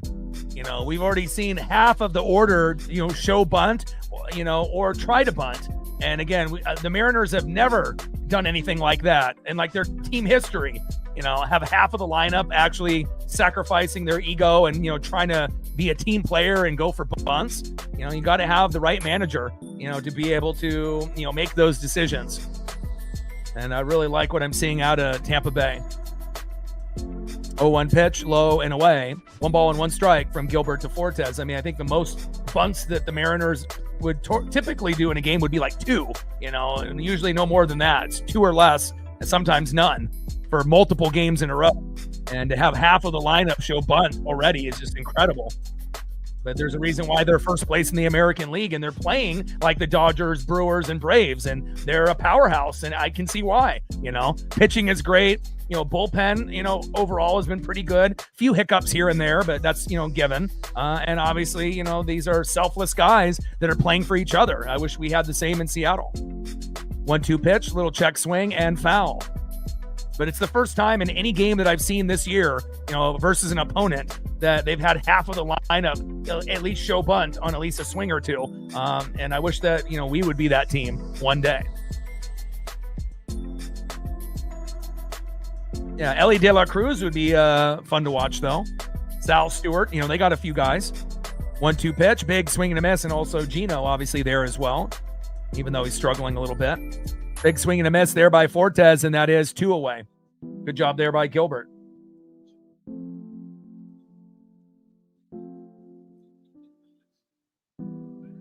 All right, next up for Logan Gilbert, we got to get this last out and keep runners stranded at third.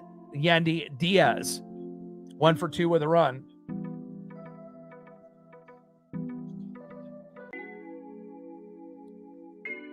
First pitch on the corner. Beautiful there by Logan Gilbert with the slider. 0-1 count. 86 miles an hour, low and at the knees to Yandy Diaz with a runner at third and 2 outs. Bottom of the fourth, 2-1 Tampa. And we got to be able to keep it, within a run if possible to give us at least a chance today. Because who knows how it's going to go tomorrow with Emerson Hancock. And we don't know how the offense will look either. And that's popped up. Naylor with some hustle. And got it! Wow, Randy would only dream of making effort like that.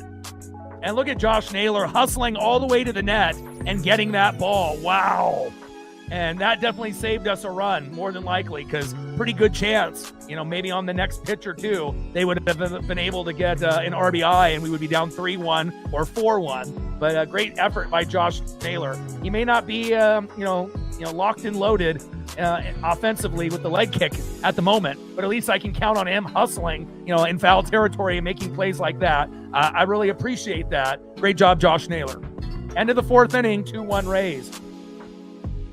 All right, next up for the Mariners, 0 for 0 with an RBI, shortstop, one of my faves, Colt Emerson. Let's go, Colt. Batting second, 0 for 2, third baseman today, J.P. Crawford. And batting third, 0 for 0 with 2 walks, left fielder Randy Arozarena. Trident's up, let's go M's. Shout out to my boy Brooks Beats with the best beats on YouTube. 61 subs to go to 24,500.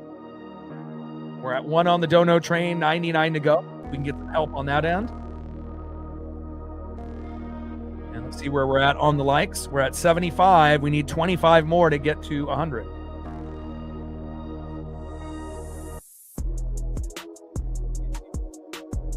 Can we get 25 people out of the 123 to hit that like button so we can get to 100?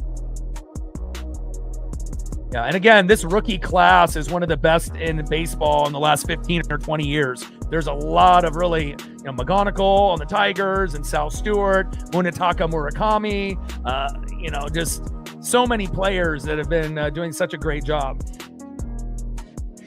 Kazuma Okamoto from the Blue Jays. I mean, it's just crazy the amount of talent, that is available, obviously. JJ Weatherholt from the Cardinals. And, it's just crazy. Normally there's like a couple guys, that are like, wow, I need to watch them, but you got 2 guys from Japan that have broken out in their rookie seasons. And that's amazing. And we'll see what happens here with Colt Emerson. First pitch, hard hit ball, deep center field and caught. And that is 1 away.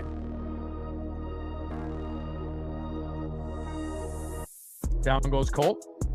1 up and 1 down. They got Lou Piniella in the building. Awesome to see him there. Rocking the pink shirt, the little pink polo.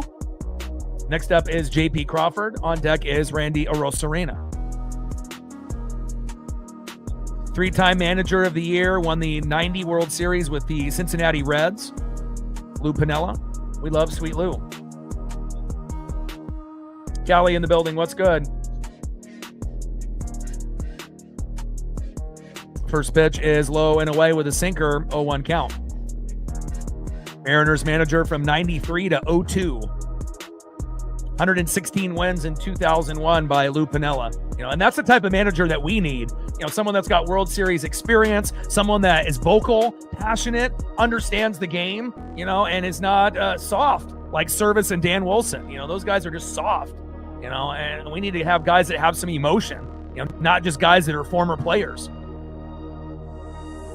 0-2 pitch, high and inside. 1 ball and 2 strikes from Jax to Crawford. amazing years in 95, 97, 2000, and 2001. And I got Edgar Martinez there on the screen. Fantastic player, one of the best DHs of all time. And we've had a few best of all time, in their positions, or one of the best of all time. Ichiro as a leadoff hitter, Randy Johnson as a pitcher, even though he started on the Expos and came over in the trade with the Mariners and then played for a few other teams after, right? Ken Griffey Jr., Edgar Martinez as a DH, Junior as a center fielder. I mean, it's just, we haven't ever been to a World Series, but the type of guys that we've had, in this organization, other, fan bases would be drooling over. Hard hit ball by JP into left, and that is 2 away. But I do believe that we will get to one, at some point. Again, with the talent that we have, you just got to think it's just a matter of time.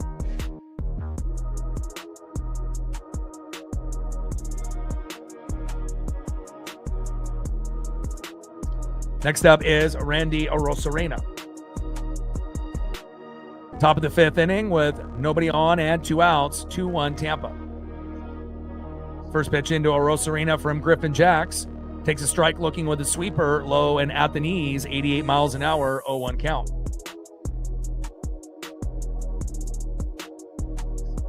Oh, 1 pitch. And Randy with a little blooper in the shallow center, and it drops. There we go. I mean, Randy can't play defense, but he sure as hell can hit more times than not. A nice job there by Randy Arozarena. And now let's see if Dominic Canzone can get a RBI or a home run so we can tie this game up or take the lead. Let's go. The Italian Stallion is up next, and on deck is the big dumper, Cal Raleigh.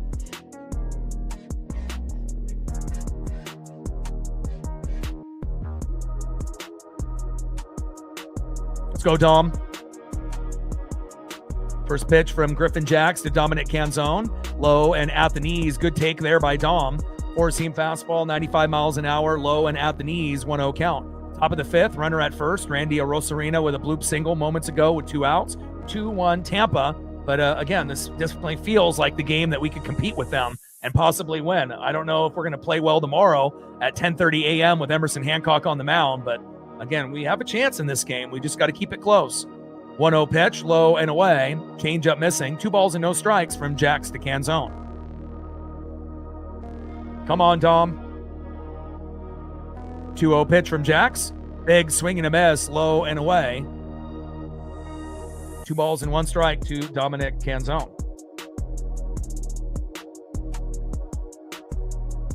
Let's go, Dom. Shout out to my boy Brooks Beats with the best beats on YouTube. 2-1 pitch. Takes a strike right down the middle. Sweeper there by Jacks. Right down the middle of the plate. 2 balls and 2 strikes to Dominic Canzone. Sweeper, 87 miles an hour, right down the middle. 2 balls, 2 strikes. Runner at first with 2 outs. 2-2 pitch. Into the dirt. Count now is full. 3 balls and 2 strikes to Dominic Canzone. Griffin Jacks on the mound. Dominic Canzone in the box. Take the walk if it's there, Dom. If it's right down the middle, swing. Come on, Dom. 3-2 pitch. And Dominic Canzone with a slow dribbler towards first.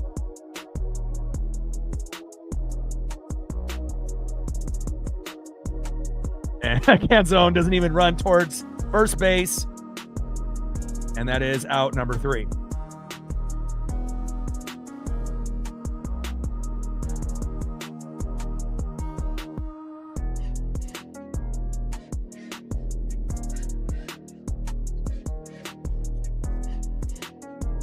All right, let's go to the bottom of the 5th inning and see who's up next here for the Rays.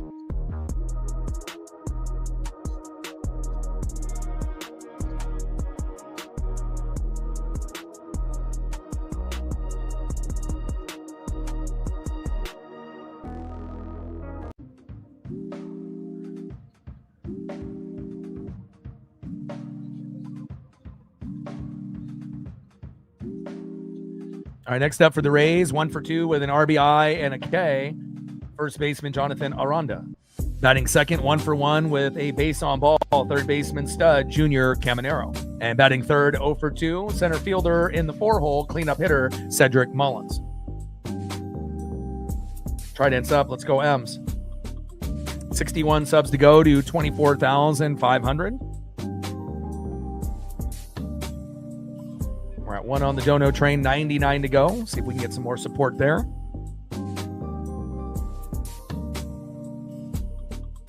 And we're at 82 likes. We need 18 more to hit 100.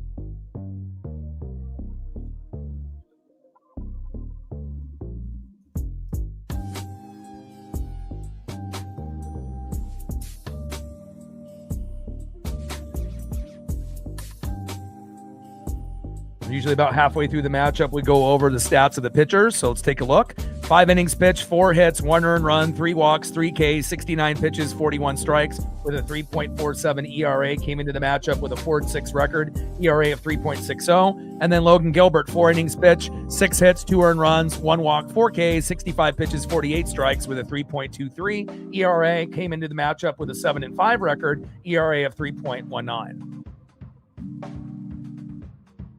2 runs, 6 hits, no errors for the Rays. 1 run, 4 hits, no errors for the Mariners.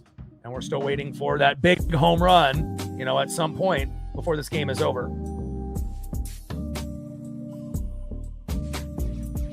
First pitch, takes a strike, looking high and away with a cutter, 89 miles an hour, 0-1 count. Come on, Logan. 0-1 pitch. Big swing and a miss there from Aranda right down the middle. Beautiful 4-seam fastball, 97 miles an hour right down the pipe. No balls and 2 strikes with nobody on and no outs. Bottom of the 5th, 2-1 Tampa. Come on, Logan.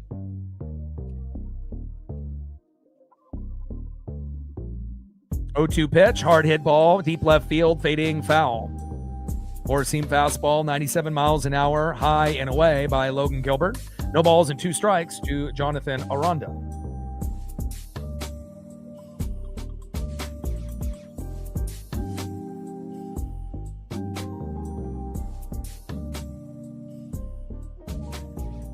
Oh-2 pitch into the dirt.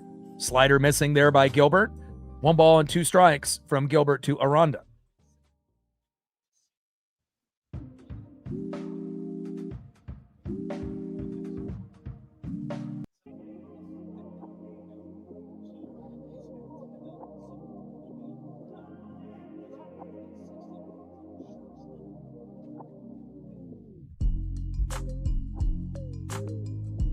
One-two pitch. Little dribbler. Right past Logan. Diving play by Emerson. Throw to first. Oh, and they say he's safe. What a hell of an effort there by Colt. I want to see a replay. How close was that play? Diving attempt there by Emerson. And again, Emerson and Young have great athletic ability, especially on that defensive side.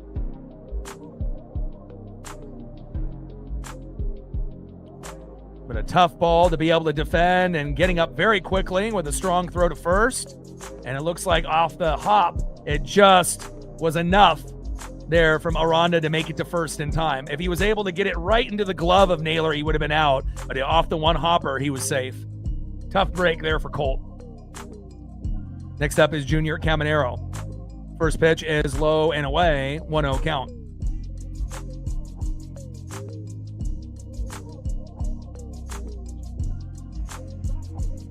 Hopefully the next kind of play that comes to Colt, he'll be able to make it.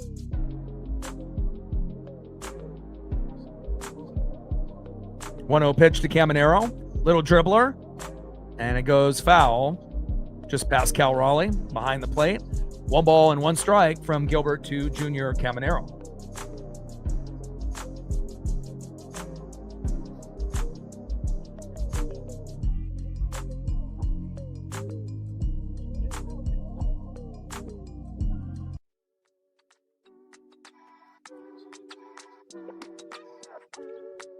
Bottom of the 5th inning, runner at first with no outs, 2-1 Rays.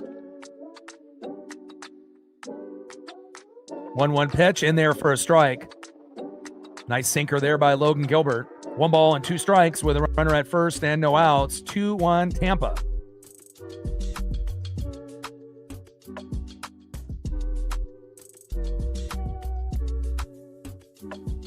1-2 pitch. Low and away. Splitter missing there by Gilbert. 2 balls and 2 strikes with a runner at first and no outs. Gilbert on the mound. Junior Caminero in the box.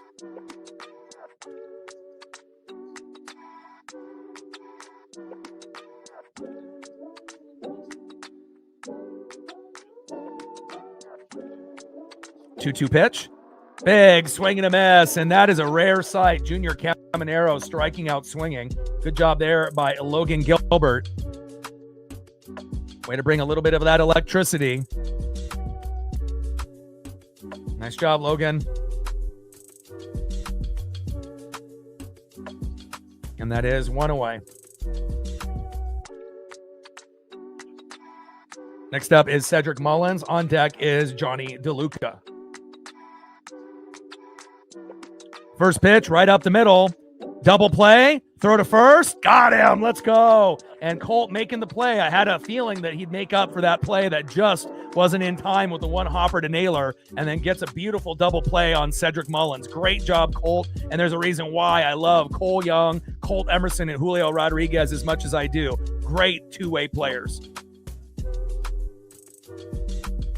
Nice job there by Colt Emerson getting the double play.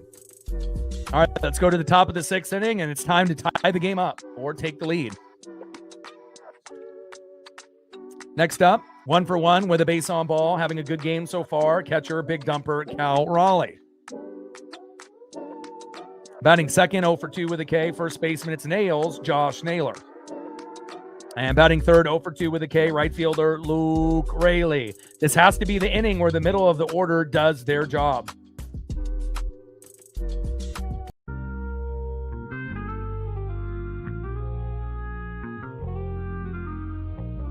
Trident's up. Let's go, Ems.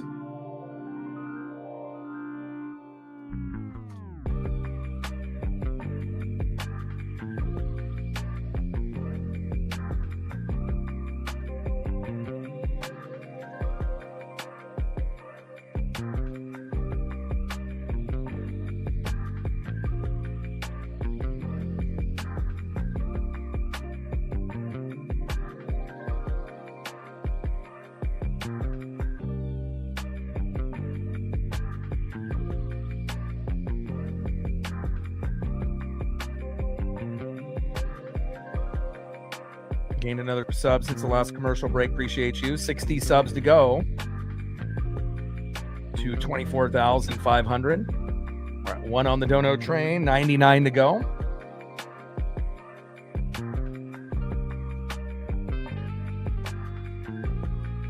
And we're at 88 likes. We only need 12 more to get to 100.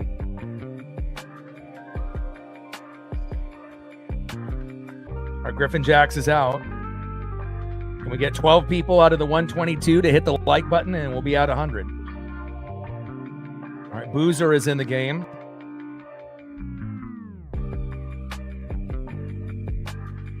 Cam Boozer.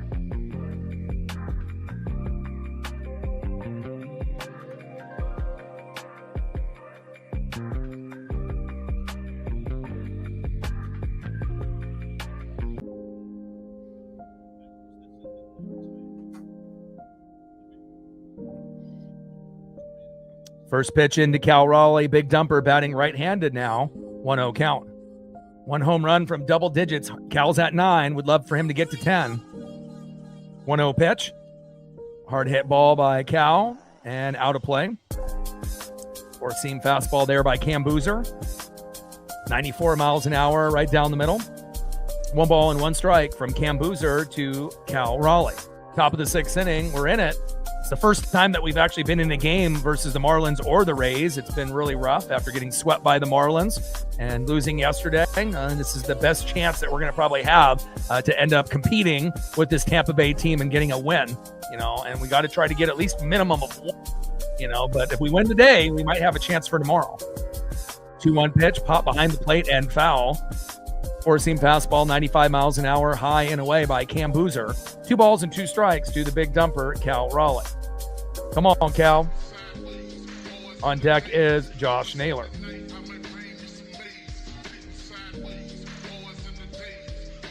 2-2 pitch from Boozer, and that is strike 3 looking.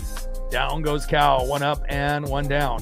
Next up is first baseman Josh Naylor. On deck is right fielder Luke Raley.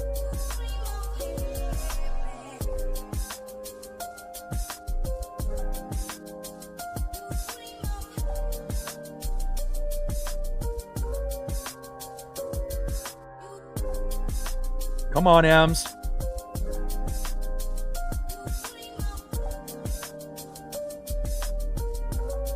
First pitch is low and away, 1-0 count.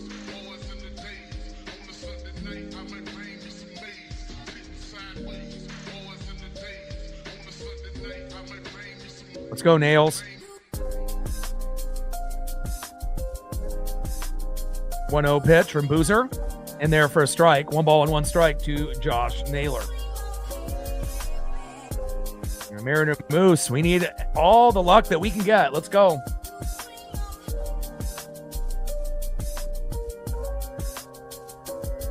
One pitch to Naylor.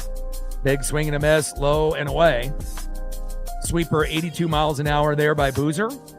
1 ball and 2 strikes with nobody on and 1 out. Top of the 6th inning, 2-1 Tampa. Come on, Mariners. Try dance up. Let's go, Ems.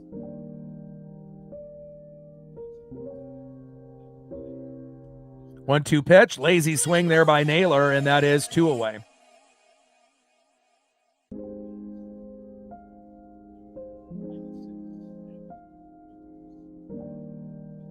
Next up in the 6th hole, right fielder Luke Raley.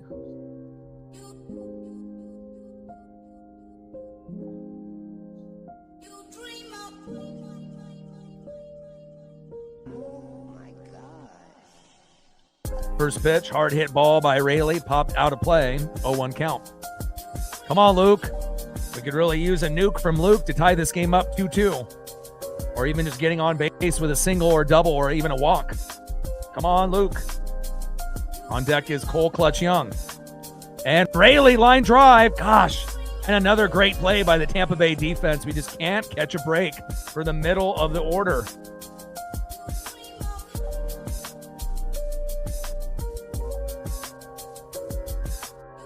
And that is out number 3. All right, let's go to the bottom of the 6th and see who's up next here for the Rays. Next up for the Rays, 0 for 2 with 2 Ks, right fielder Johnny DeLuca. Batting second, 1 for 2 with a run, left fielder in the 6th hole, Chandler Simpson. And batting third, 2 for 2 with an RBI, the former Seattle Mariner, having a great game against his former team. Shortstop today, Big Ben Williamson. Try dance up. Let's go, Ems. 60 subs to go to 24,500. Less than 600 to go to 25,000, which is exciting. 6 million views and counting on the channel. We're at 1 on the dono train, 99 to go. And let's see how close we are to 100 likes. We should be getting close. We're at 92. We need 8 people to hit the like button and we'll be there. We're at 92 likes, 8 to 100. Shout out to our female audience, all our new subs, as well as all of the regulars, and everyone watching in the United States, Canada, Mexico, South America, Asia, and beyond. I appreciate you.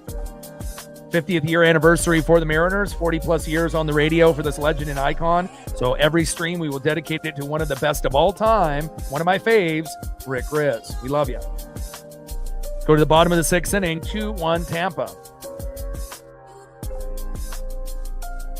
Logan Gilbert so far, 5 innings pitched, 7 hits, 2 earned runs, 1 walk, 5 Ks, 76 pitches, 56 strikes with a 3.20 ERA. And then obviously with Griffin Jacks before Boozer came in, 5 innings pitched, 4 hits, 1 earned run, 3 walks, 3 Ks, 69 pitches, 41 strikes with a 3.47 ERA.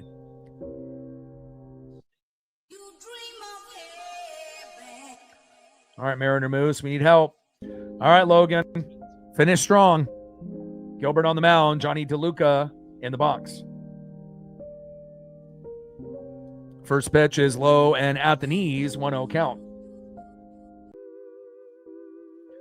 Shout out to my boy Brooks Beats with the best beats on YouTube.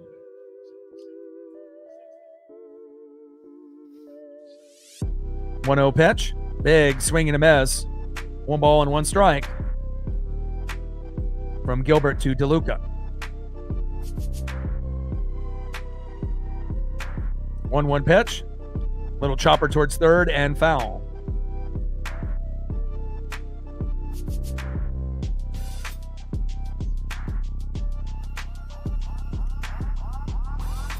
Career whip leaders, DeGrom, Sale, Scherzer, Cole, and look at that, Logan Gilbert. Very close, behind. Needs 57 more innings pitched to qualify. 1-2 pitch popped up there by DeLuca. Should be an easy play for Cole Young. And that is 1 away.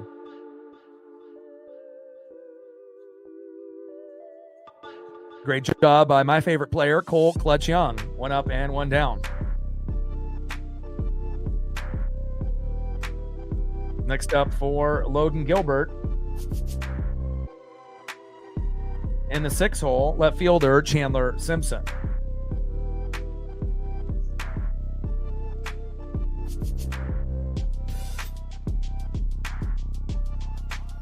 Little dribbler up the middle. Emerson is there. Throw to first, and that is 2 away. Great job there by Colt Emerson, getting a double play in the last inning and getting another great play there to first. That is 2 away. Next up, the former Seattle Mariner, Ben Williamson.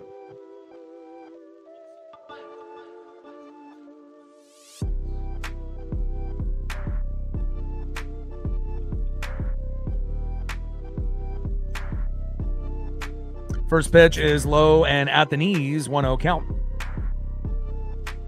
Yeah, I mean, the American League obviously is down this year, so, it's going to be a battle between the Rangers, Astros, A's, and Mariners, to see who comes out on top, even though the A's have kind of fallen back towards more of the Angel side of things at the bottom. But the A's could get hot at some point in the second half of the season, but, it's safe to assume Astros, Rangers, and Mariners will be battling, for 2 spots. And then the White Sox and Guardians look like playoff teams, even though they're only a couple games above 500. And obviously the Yankees and the Rays are definitely in. So, and once Judge comes back, they'll be quite a bit better. And the Rays are the best team in the American League, no doubt. And a little dribbler up the middle there by Ben Williamson, and a 3-for-3 day against his former team. Great game there by Big Ben Williamson. And again, you definitely get motivated when you go against your former team. We just hope that we would get more results out of Randy and Luke today, as well as yesterday, even though there has been, some positives, but also some negatives as well. Next up in the 8 hole, second baseman Richie Palacios.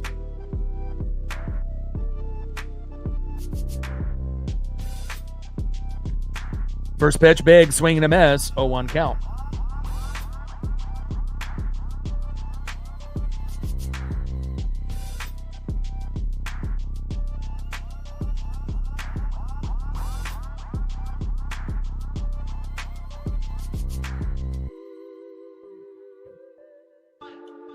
Oh, 1 pitch, hard hit ball, deep left field. Randy is there, and that is out, number 3.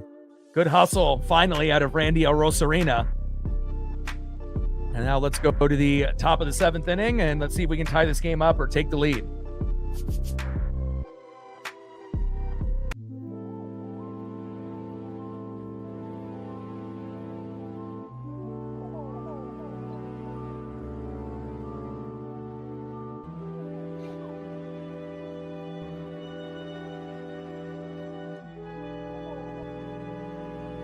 Next up for the Mariners, 1 for 2 with a run, Cole Clutch Young. Let's go, Cole. We need you to get it going here. Start off a rally for us. Batting second, 0 for 1 with a bunt, center fielder Victor Robles.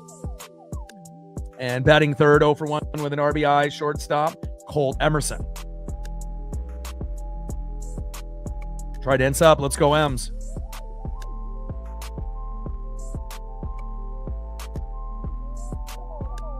$60 subs to go to 24,500. We're at 1 on the dono train, 99 to go. And we should be at 100 likes by now. Where are we at? We're at 93. Can we get 7 people to hit the like button out of the 100 plus that are in the room? And we'll be at 100. We need 7 people.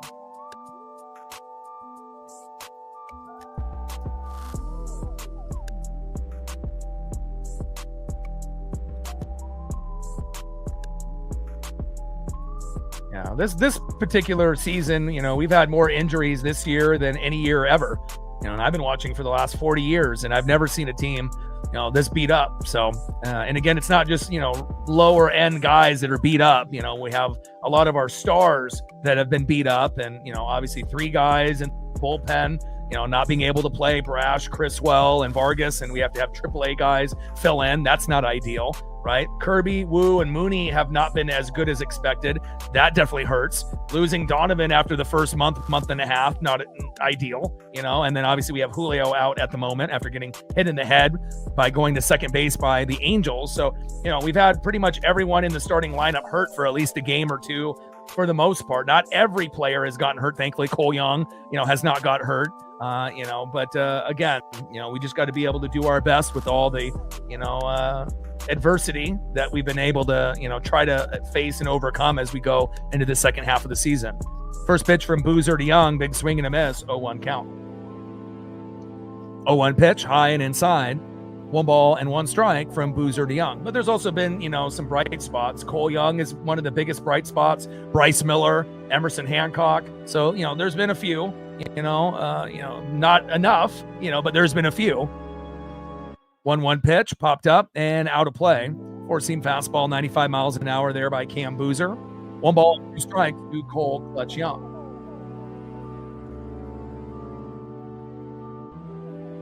Yeah, but I definitely think we're making the playoffs. We may not win the division, but I definitely feel out of the 3 teams that will be battling in the AL West, we should be able to be first or second. We have way too much talent, to not make the playoffs. 1-2 pitch, high and away. 2 balls and 2 strikes from Boozer to Young. And again, if we can have Julio and Donovan, healthy for the rest of the year, it'll really improve our chances. We have been definitely lacking a good leadoff hitter the whole year. 2-2 pitch, and that is strike 3. And remember, Donnie was batting 300 to 350 and playing some pretty good defense at third before he got hurt. So, not to, say that JP Crawford or anyone else that plays leadoff, they're just not on the same type of level. If you have a good leadoff hitter, it sets the tone early to be able to score runs early. And, whether it's JP or someone else, we haven't really had that since he got hurt. So also some bad decisions like sending Pareda down instead of Garver, and Pareda is the better catcher, and sending Masterboni down as well and finally bringing him back up. And, we know Dan Wilson isn't the brightest light bulb of the bunch either. First pitch is high and inside, fouled off there by Robles. 0-1 count. Drop the bunt down, Victor. You drop it down to third, you might be able to be safe. We got Edward Bizardo warming up in the pen.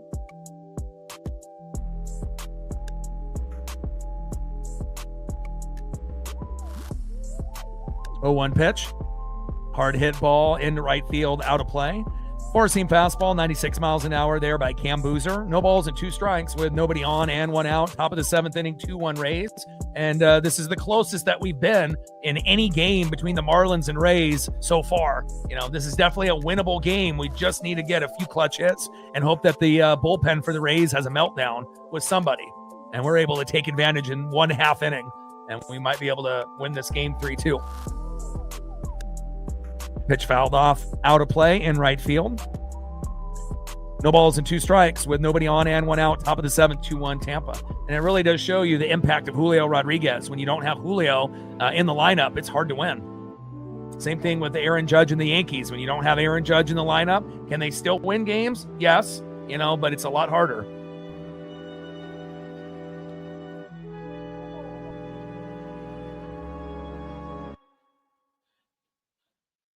One-two pitch. Hard hit ball. Deep left field. Fading foul. Gosh, that would have been a great time for Victor Robles' first home run of the season. But it ends up sailing foul into left field. 1 ball and 2 strikes with nobody on and 1 out. Top of the 7th, 2-1 Tampa.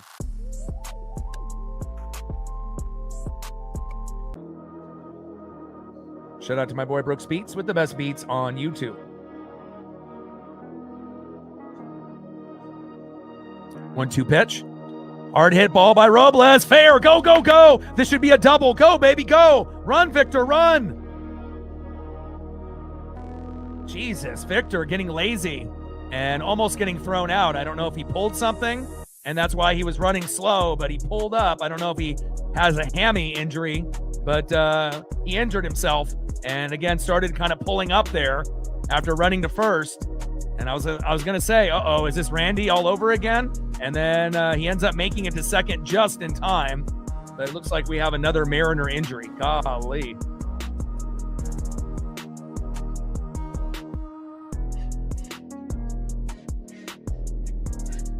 I have never seen a team so injured, and again, I've been watching for about 40 years. I have never, ever seen this many injuries in a full season for the Mariners, let alone in a half season for the Mariners. This is just crazy. It's like as soon as we get one player back, we get two that get injured. It's just fucking insane.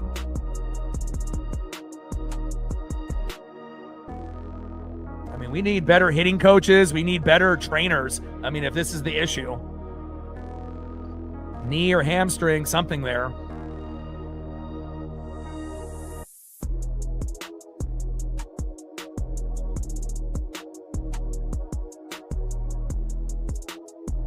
But at least he didn't get thrown out, and he still hustled the best that he could after maybe tweaking his hammy and sliding into second base just in time. But I thought, oh my God, is this Randy all over again? It's like you got to run hard, from first to second, and base running has been terrible for us this year, and injuries have just been the worst. We have never had this many injuries in a 50-year existence. And Robles is talking it over with Young, Dan Wilson, and the staff, and he's trying to shake him off, saying that he can keep going. But can he, though? You stay in the game and you end up pulling your hammy or tearing it, and then you're out for the year. Or out for, a few weeks to a month. And I know a lot of these guys have pride and whatnot, but I mean, besides Randy, but I don't know if I would want Victor to stay out there, but he's arguing to stay out there that he's okay. All right, Robles is staying at second, and we'll find out, if he runs to third and he falls down, then obviously that was the, wrong call, but hopefully he'll be able to go from second to third to home, and so we can tie this game up. Nice base knock by Victor Robles, but the possible injury to the hamstring tweak is concerning. Good job, Victor. Hopefully you're okay. Next up is Colt Emerson. Let's go, Colt. It's going to be a great time for a 2-run jack for Colt Emerson. Love me some Colt. Let's go, baby. First pitch from Cam Boozer to Colt Emerson. Big swing and a miss, 0-1 count. Be patient, Cam. Be patient, Colt. Let the game come to you.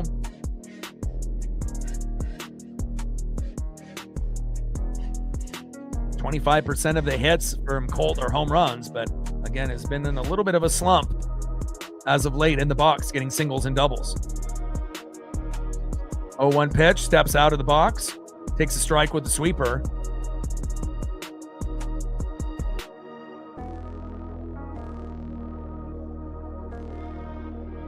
Colt tries to call time. Ump doesn't give it to him.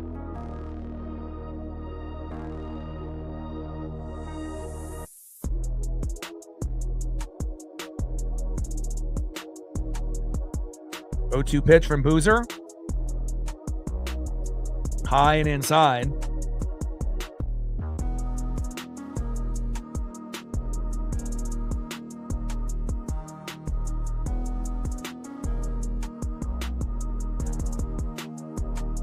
And a swing and a miss there by Colt Emerson. And that is 2 away.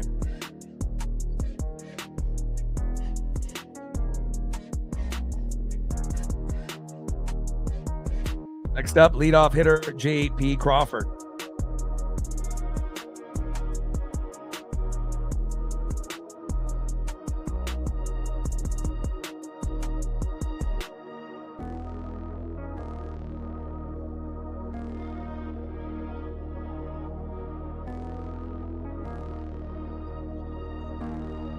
First pitch is in there for a strike, 0-1 count.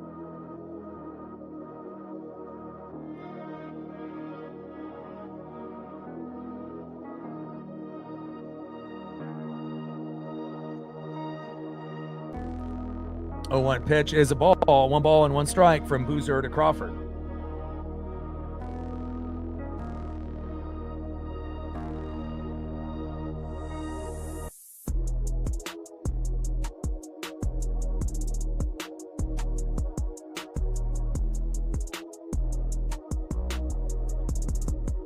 1-1 pitch in there for a strike.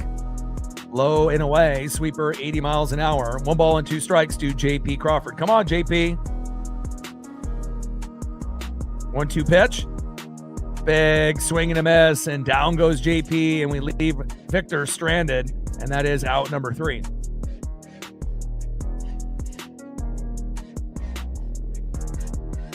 Let's go to the bottom of the 7th inning and see who's up next year for the Tampa Bay Rays.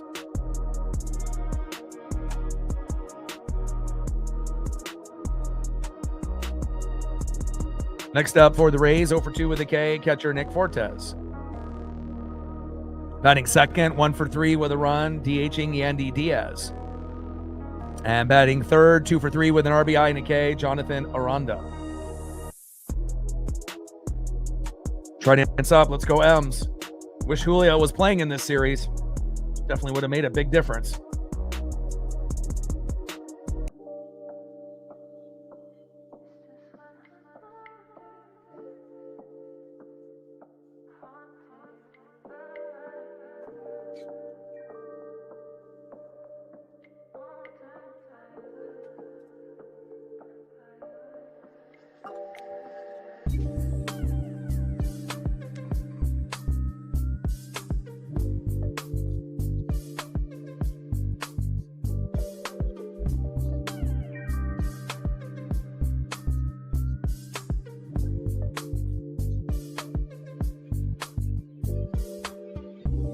$60 subs to go to 24,500.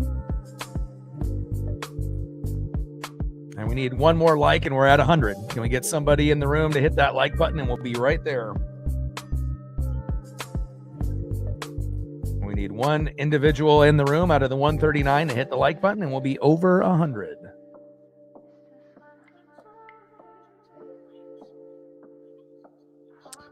Gilbert's at 86 pitches.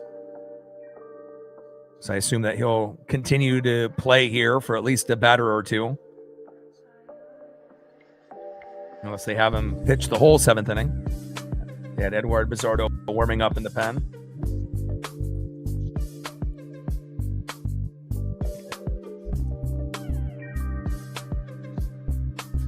First pitch.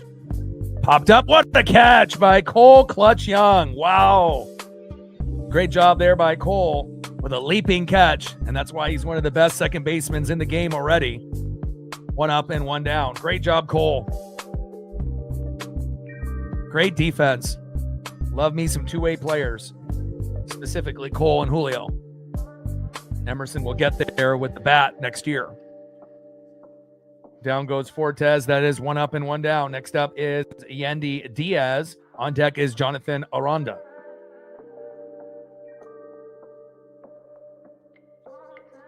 First pitch is low and away with the sinker to Diaz. 1-0 count. Yeah, Jax is done. Boozer is now pitching after Jax.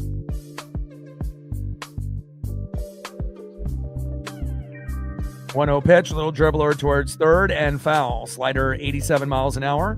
1 ball and 1 strike with nobody on and 1 out. Bottom of the 7th inning, 2-1 Rays.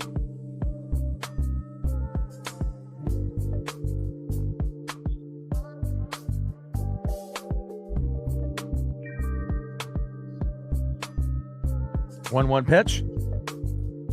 Check swing, and it ends up going towards first base and foul. 1 ball and 2 strikes with nobody on and 1 out.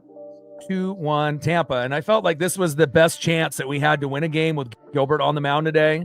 You know, with Castillo, I knew that was going to be incredibly tough. And then obviously we have Emerson Hancock tomorrow. So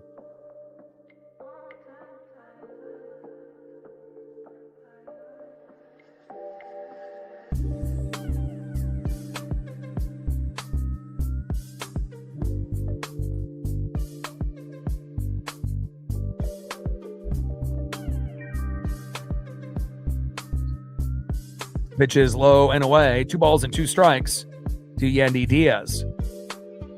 2-2 pitch, low and away again. Count now is full. 3 balls and 2 strikes from Gilbert to Diaz.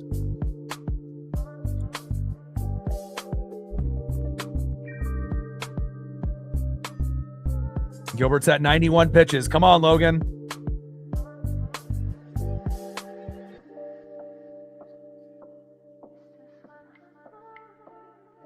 3-2 pitch to Diaz. Chopper towards third and foul. Count still full. 3 balls and 2 strikes to Yandy Diaz. Shout out to my boy Brooks Beats with the best beats on YouTube. Bottom of the 7th inning with nobody on and 1 out. 2-1 Tampa. I mean, we're hanging in there, but 3-2 pitch, hard hit ball into right. Rayleigh is there. Nice catch. Great catches by Rayleigh and Young in this inning. Great job. 2 up and 2 down.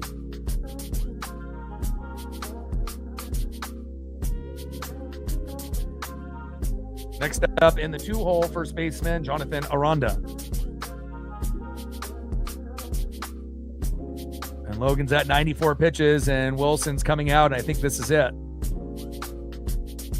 And Gabe Spire is coming in, and hopefully it's the good Gabe, not the bad.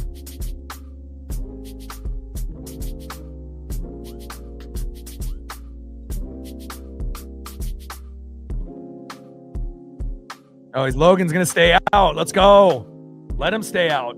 I mean, he's only given up 2 runs. You know, offense hasn't really done their job, and that's been kind of the theme for us lately. And Gabe Spire will have to wait until the 8th inning. And let's see, unless Logan ends up having a meltdown here at the end, but I think that we have a good chance of hopefully getting this last out. And again, you know, it's not his fault if we lose this game. It's the offense. You know, anytime a starting pitcher gives up 2 runs or less, no matter who he is, that gives you a great chance to win, you know. 2 for 3 with an RBI and a K to Jonathan Aranda so far. First pitch is low and away, 1-0 count.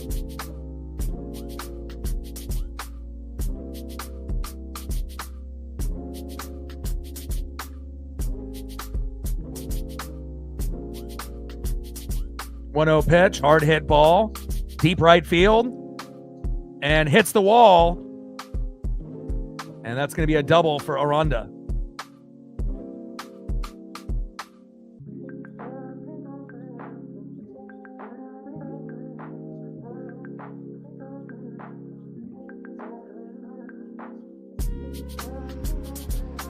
And we had Bizzardo warming up and Gabe Spire warming up.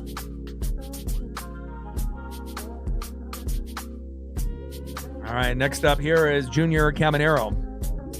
Runner at second with 2 outs, and obviously his pitch count is now at 96, so this probably will be his last batter here. And they're going to intentionally walk Caminero, and hopefully, and now we have Cedric Mullins up next, and now Logan is done.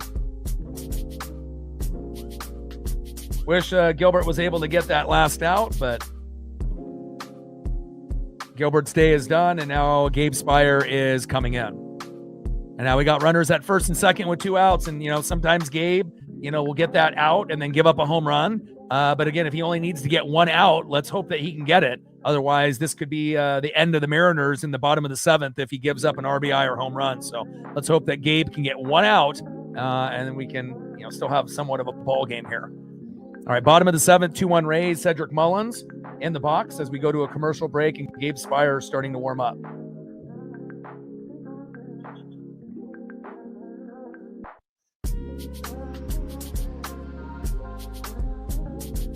$60 subs to go to 24,500. We're at 1 on the dono train, 99 to go.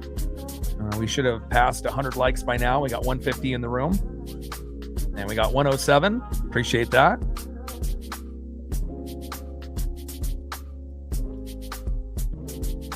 $43 to 150. And tomorrow we play early around 10:30 a.m. Pacific. So again, make sure you adjust your schedules accordingly.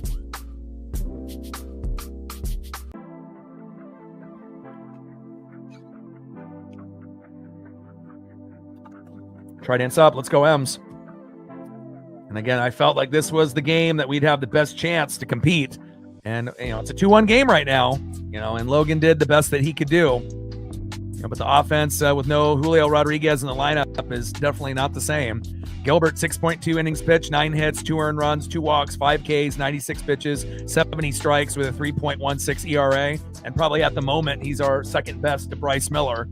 We're still waiting for Wu and Kirby to get a little bit more consistent. Hancock obviously has been better than expected, but still kind of hit or miss as of late. And Castillo is by far our worst, but is actually, been kind of hit or miss lately. The previous 2 starts compared to his last one yesterday, obviously, was not good, but the previous 2 to that, it was 2 runs or less. So, and let's see if we can get this last out here.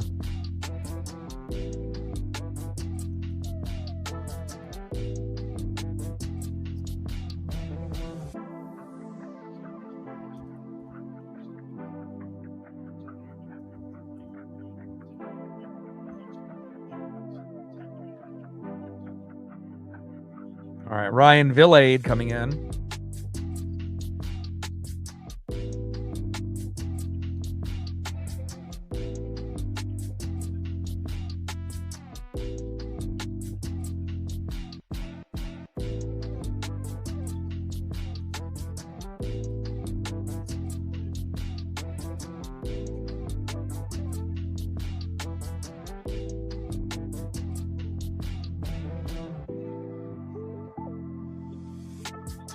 All right, pitch calm and everything, trying to get fixed here for Gabe Spire. And then pinch hitting is Ryan Villade.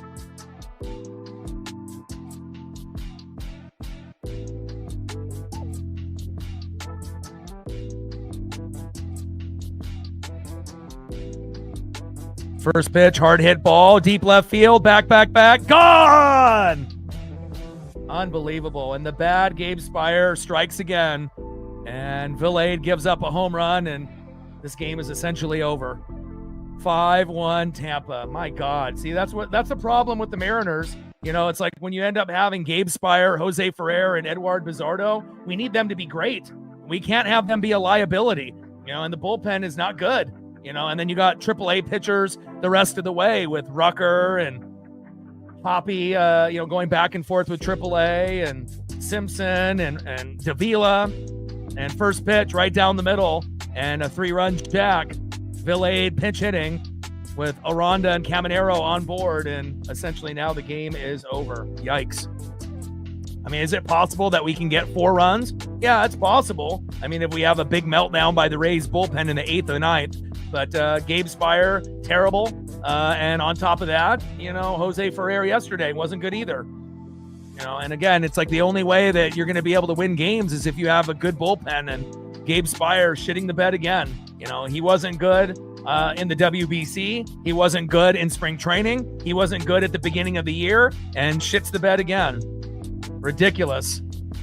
Oh, man. I mean, the chance of us, winning this game was going to be tough as it is, even down 2-1, but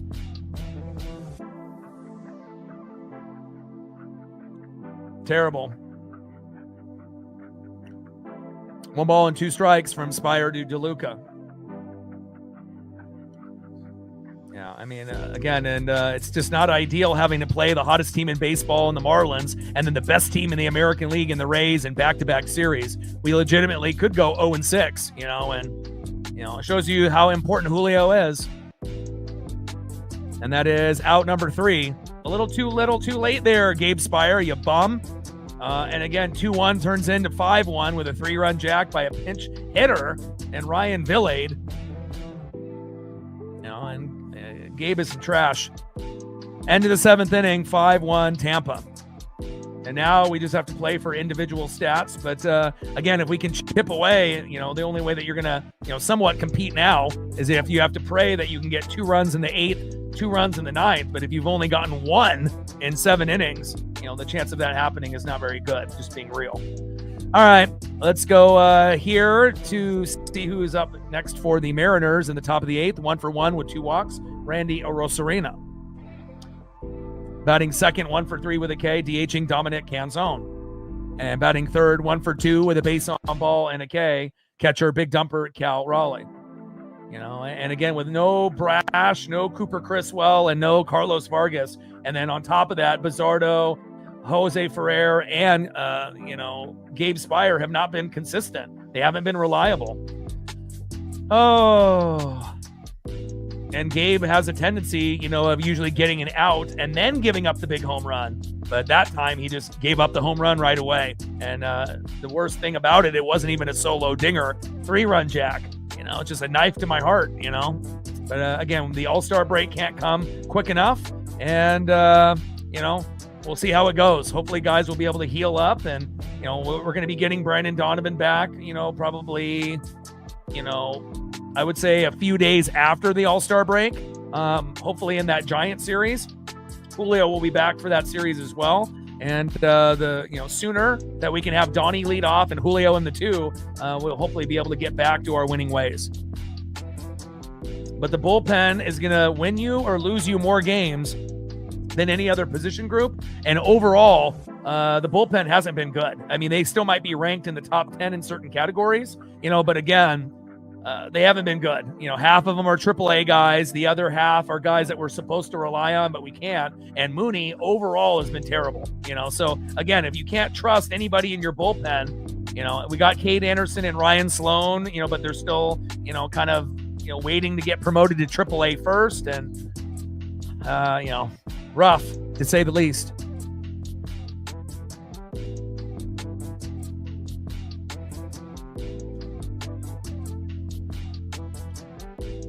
Oh, 1 pitch, high and away.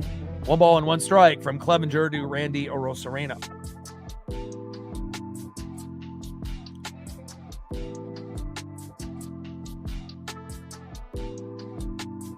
And Randy lines out on a 1-1 pitch to right, and that is 1 up and 1 down.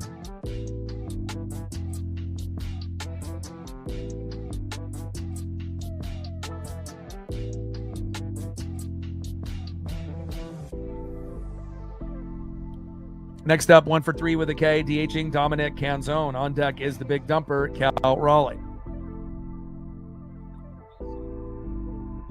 First pitch from Clevenger right down the middle, 0-1 count.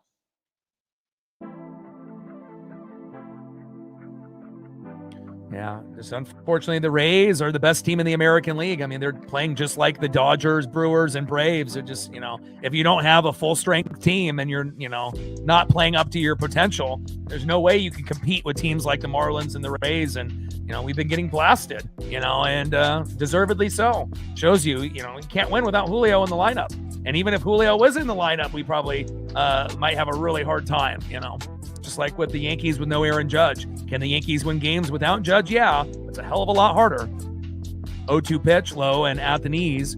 1 ball and 2 strikes to Dominic Canzone.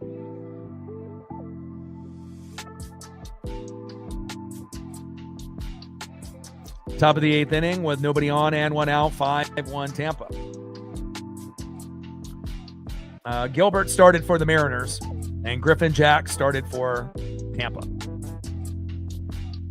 So it was Jax, Boozer, and Clevenger right now, and then Gilbert, and then Gabe Spire.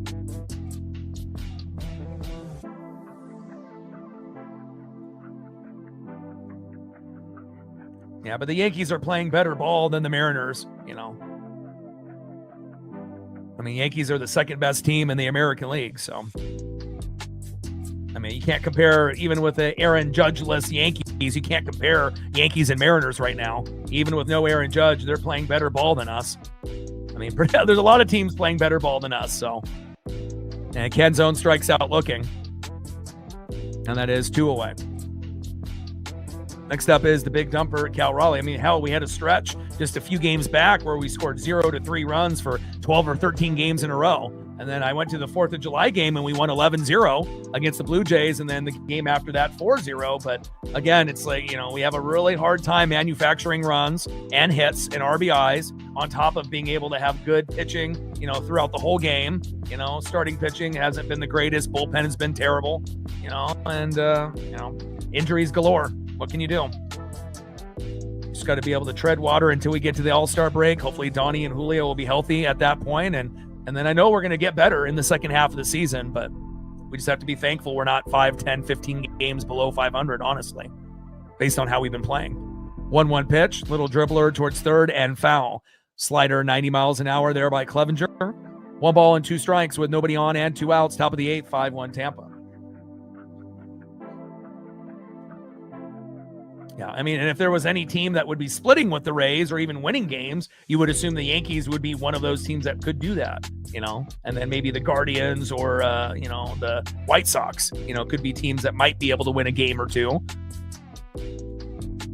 But it's not like anybody in the AL West is, playing that, great of ball. Mariners, Rangers, Astros, the whole AL West is pretty bootios. So, and then you got obviously White Sox and Guardians playing pretty good ball, but only a couple games above 500. And then Yankees, obviously more than that, usually 5 to 10 games above 500. And then obviously we got the Rays, typically sitting about 18, games above 500, usually 15 to 20 games above in that general range. So 34 and 14 at home, 55 and 37. So at this point, 18 games above 500. 3-2 pitch and fouled behind the plate. Count still remains 3 balls and 2 strikes to the big dumper, Cal Raleigh. Yeah, I mean, if we just played anybody but the Marlins and Rays, I mean, it's the toughest stretch, that we've had all year up to this point, and then we have to play these 2 teams at their hottest, points going into the break, with no Julio Rodriguez. It's, not ideal. 3-2 pitch popped up behind the plate and out of play. Count still full, 3 balls and 2 strikes from Clevenger to big dumper Cal Raleigh.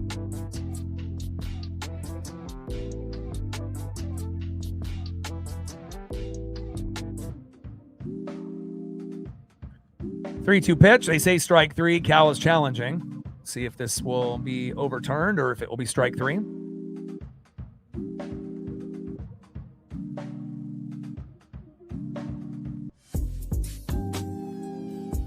And it is a ball. And Cal Raleigh with a walk.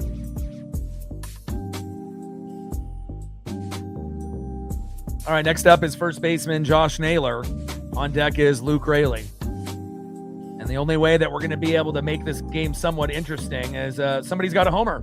We got to be able to get a 2-run jack or a 3-run jack to, inch ourselves a little bit closer.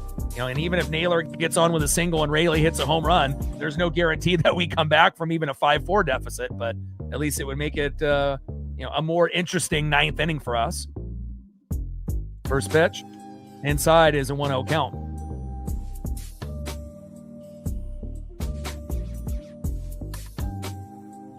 Yeah, but nobody's better than Tampa at home this year. Number 1 in baseball, 34 and 14. 1-0 pitch, and another ball there to Josh Naylor. 2 balls and no strikes from Clevenger to Nails, Josh Naylor.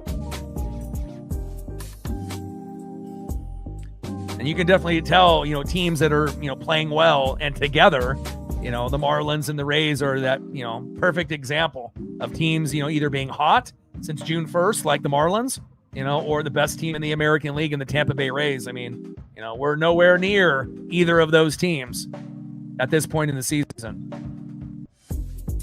Dodgers, Brewers, Rays, and Braves with the best records in baseball, and they all are playing like World Series contenders, no doubt. 2-1 pitch, low and away. Count now is 3 balls and 1 strike from Clevenger to Naylor.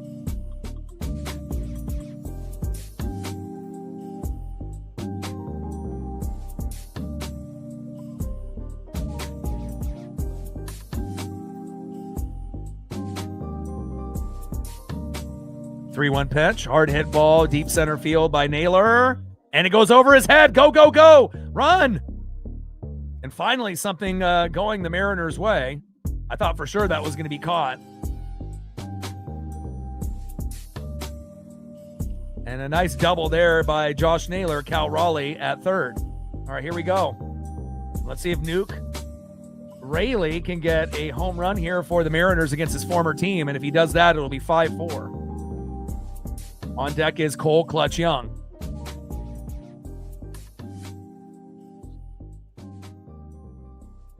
The only way that we're going to make this interesting. And if Gabe Spire didn't shit the bed, we could have maybe won this game. And now they're going to have Mitch Garver pinch hit for Raley. Yikes.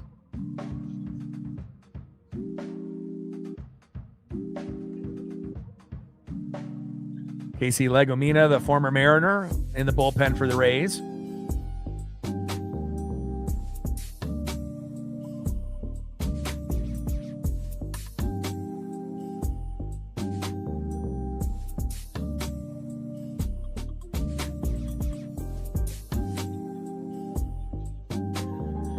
All right, instead of going to Luke Raley, they're going Mitch Garver. Would have been much better if it was Johnny Pareda. He can actually fucking hit the ball.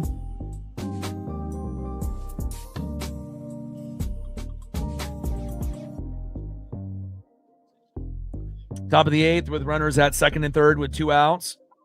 And we need Mitch Garver to have a miracle here. Clevenger on the mound. Garver replacing Luke Rayling in the box.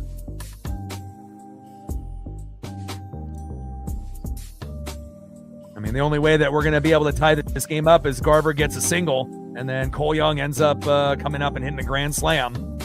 I think that would be the only way that we can tie this game up 5-5 at this point. I mean, unless we're able to get a couple RBIs and cut it into the lead 5-3 and then score 2 in the 9th. But first pitch takes a strike looking inside from Clevenger, 0-1 count. 0-1 pitch to Garver. Big swing and a miss. No balls and 2 strikes from Clevenger to Garver.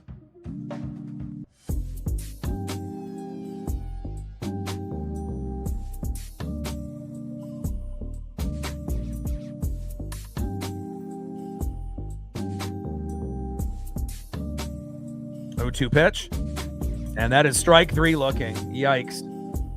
And that's the story of the Mariners lately. You know, when it rains, it pours. And Garver strikes out looking. All right, let's see who's up for the Rays in the bottom of the 8th.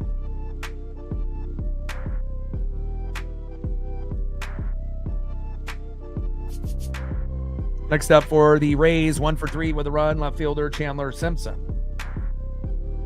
Batting second, having one of the best days in his career, 3 for 3 with an RBI, the former Mariner third baseman, Big Ben Williamson. Shout out to Ben. And batting third, 0 for 3 with 0 for 3, second baseman in the 8-hole, Richie Palacios. Trident's up. Let's go, M's.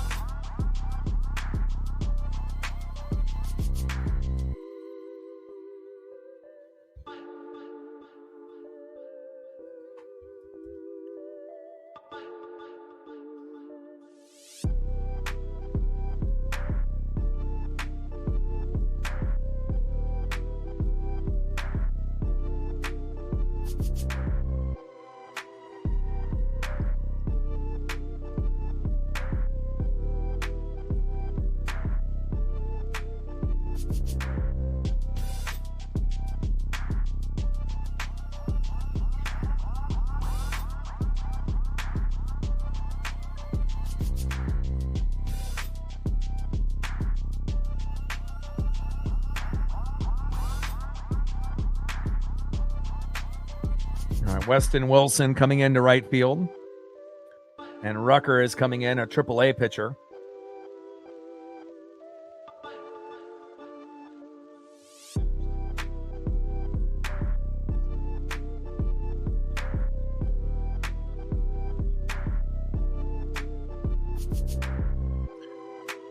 All right, Rucker taking the mound here for the Mariners in the bottom of the 8th. And next up for the Tampa Bay Rays in the 6-hole, left fielder Chandler Simpson.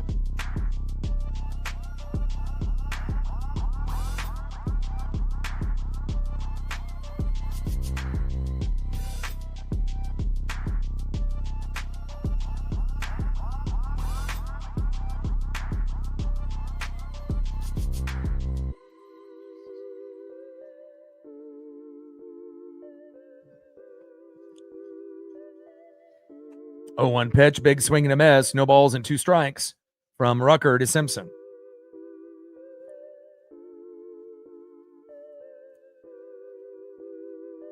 Oh, 2 pitch, and a little blooper into shallow left. Randy is there, and that is 1 away. And let's see if Ben Williamson can go 4 for 4 for the first time in his career.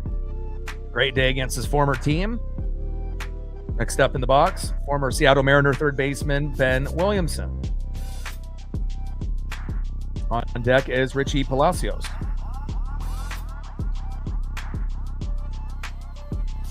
First pitch is low and away, 1-0 count.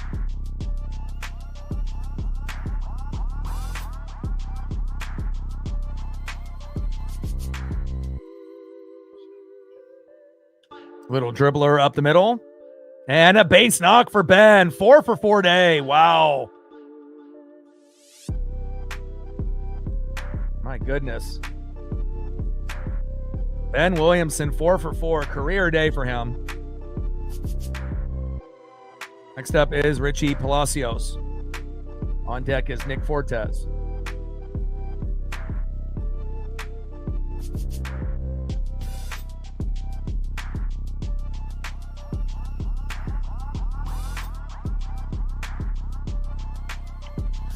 First pitch in there to Palacios with the curveball for a strike, 0-1 count.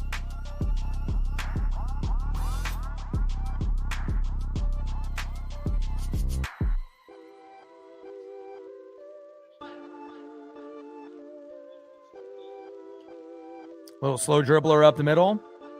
Throw to first, and that is 2 away.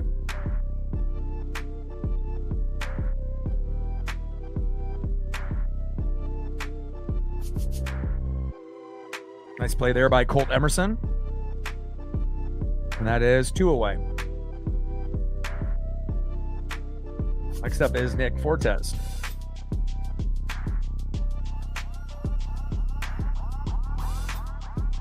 First pitch with the curveball, low and away, 1-0 count. Bottom of the 8th inning, runner at second with 2 outs, 5-1 Tampa.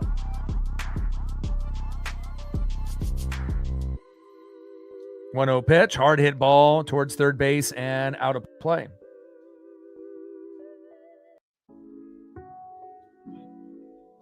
One ball and 1 strike from Rucker to Fortes. And we got an early morning game tomorrow. I believe around 10:30 a.m. Pacific. Little dribbler in front of Rucker. Rucker throws to first. Wild throw. Jesus. And runner scores. My God, Rucker. And that's why you don't throw that baseball at that point. 6-1, Tampa.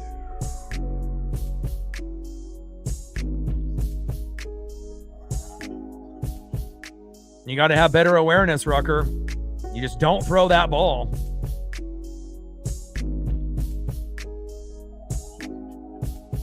When it rains, it pours. 6-1 Tampa.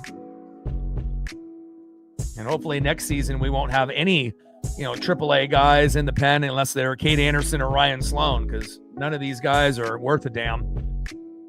First pitch is fouled off. 0-1 count.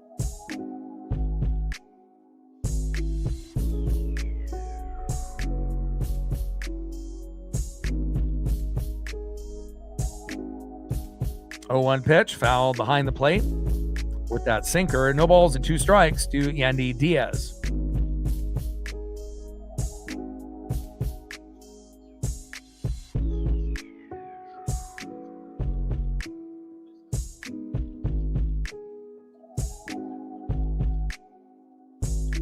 Little dribbler towards third.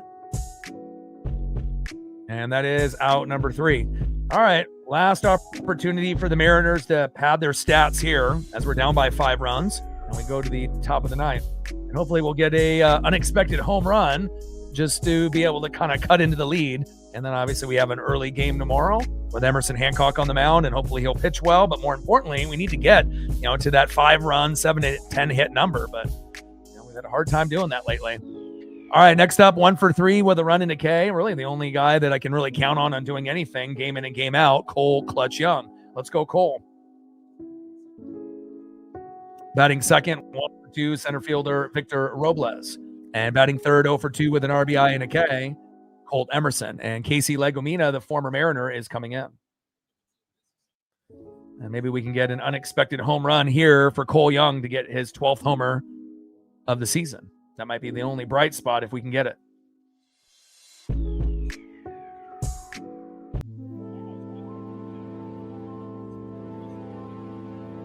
Let's go to the top of the 9th inning, 6-1 Tampa. 60 subs to go to 24,500. 1 on the dono train, 99 to go.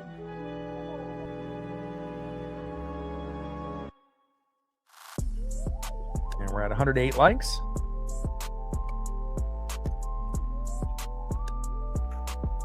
$17 to $125.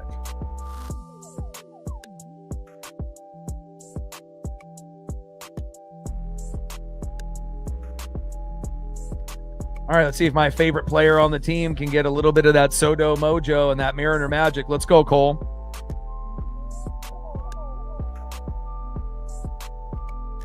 He can do it offensively. He can do it defensively. And, we haven't had really that many bright spots this season, but, the biggest bright spot is Cole Clutch Young. Bryce Miller, obviously, as a pitcher, has been a bright spot, obviously, as well.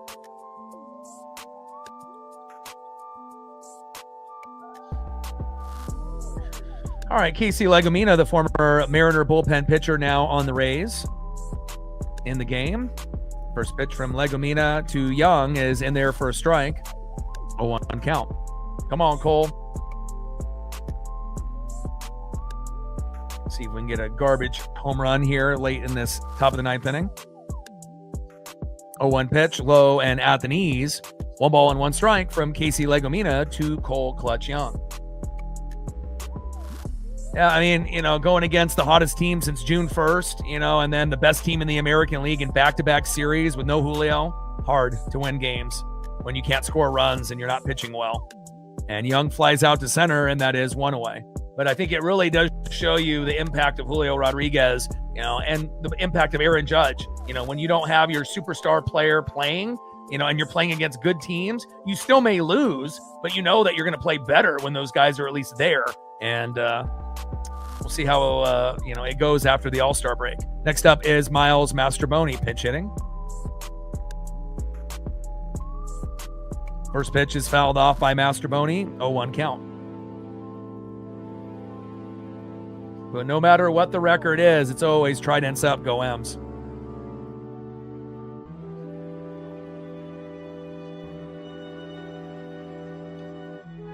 Oh, 0-1 pitch, a little dribbler and foul by Miles Mastrobuoni.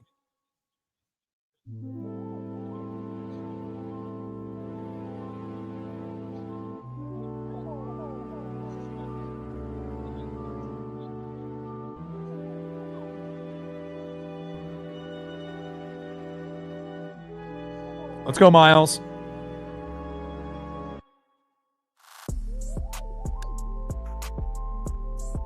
Oh, 0-2 pitch from Legumina. And Mastrobuoni with a little blooper into shallow center, but caught, and that is 2 away. All right, we're down to our last out here. And we will be live tomorrow early, 10:30 a.m. Pacific, with Emerson Hancock on the mound, and I just hope that we can get to at least 3 to 5 runs tomorrow. I mean, we've just been getting blasted game in and game out. All right, last but not least, the phenom, Colt Emerson, the rookie. Let's go, Colt. First pitch is fouled off. Towards third base, out of play, 0-1 count.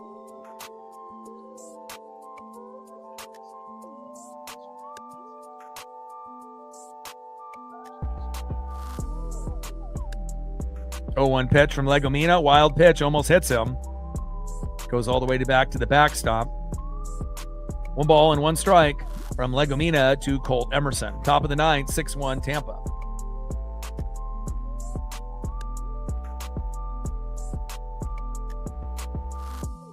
One pitch from Legumina. Big swing and a miss. Four-seam fastball, 95 miles an hour there by Casey Legumina, and now they're down to their last strike. And we'll quickly go over the stats. Not a whole lot to go over with the Mariners, but we do it every game. 1-2 pitch. Pop behind the plate and foul. Four-seam fastball, 94 miles an hour. 1 ball and 2 strikes with nobody on and 2 outs. Top of the ninth, 6-1 Tampa.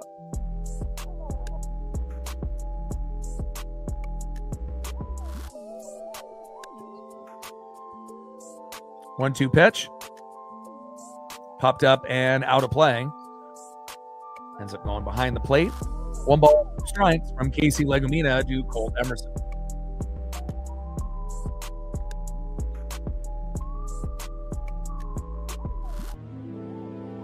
One-two pitch from Legumina.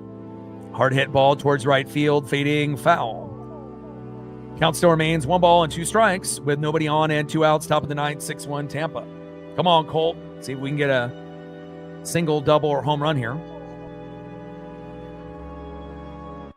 1-2 pitch goes into the dirt by Legumina. 2 balls and 2 strikes to Colt Emerson.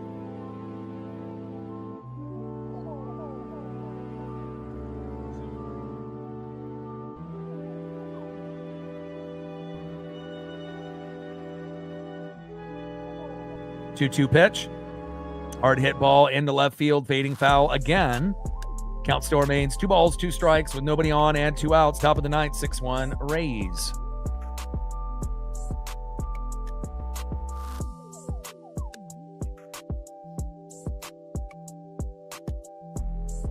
Two pitch. Hard hit ball into left field, fading foul again as it goes behind the plate this time around. 2 balls, 2 strikes to Colt Emerson. This next pitch will be pitch number 10. 2-2 pitch. And Emerson with a hard hit ball, deep center field. And that is out number 3. Final score, Rays 6, Mariners 1. And let's go over the stats here quickly.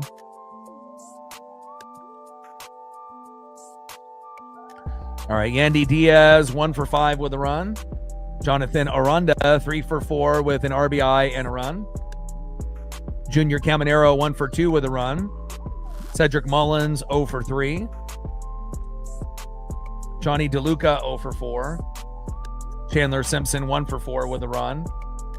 Big Ben Williamson, best game in his career, former Mariner, 4 for 4 with an RBI and a run. Richie Palacios, 0 for 4. Nick Fortes, 1 for 4. And then obviously we saw pinch hitter Ryan Villade on the first pitch, takes Gabe Spire for a 3-run jack, and that pretty much ended the game. And then let's go up with the Mariners. JP Crawford, 0 for 4. Got to be able to get Ben Williamson, not Ben Williamson. We got to be able to get Brandon Donovan back as our leadoff hitter. Batting second, 1 for 2, Randy Arozarena. Dominic Canzone, 1 for 4. Cal Raleigh, 1 for 2. Josh Naylor, 1 for 4. Luke Raley, 0 for 3. Cole Clutch Young, 1 for 4 with a run. Victor Robles, 1 for 2.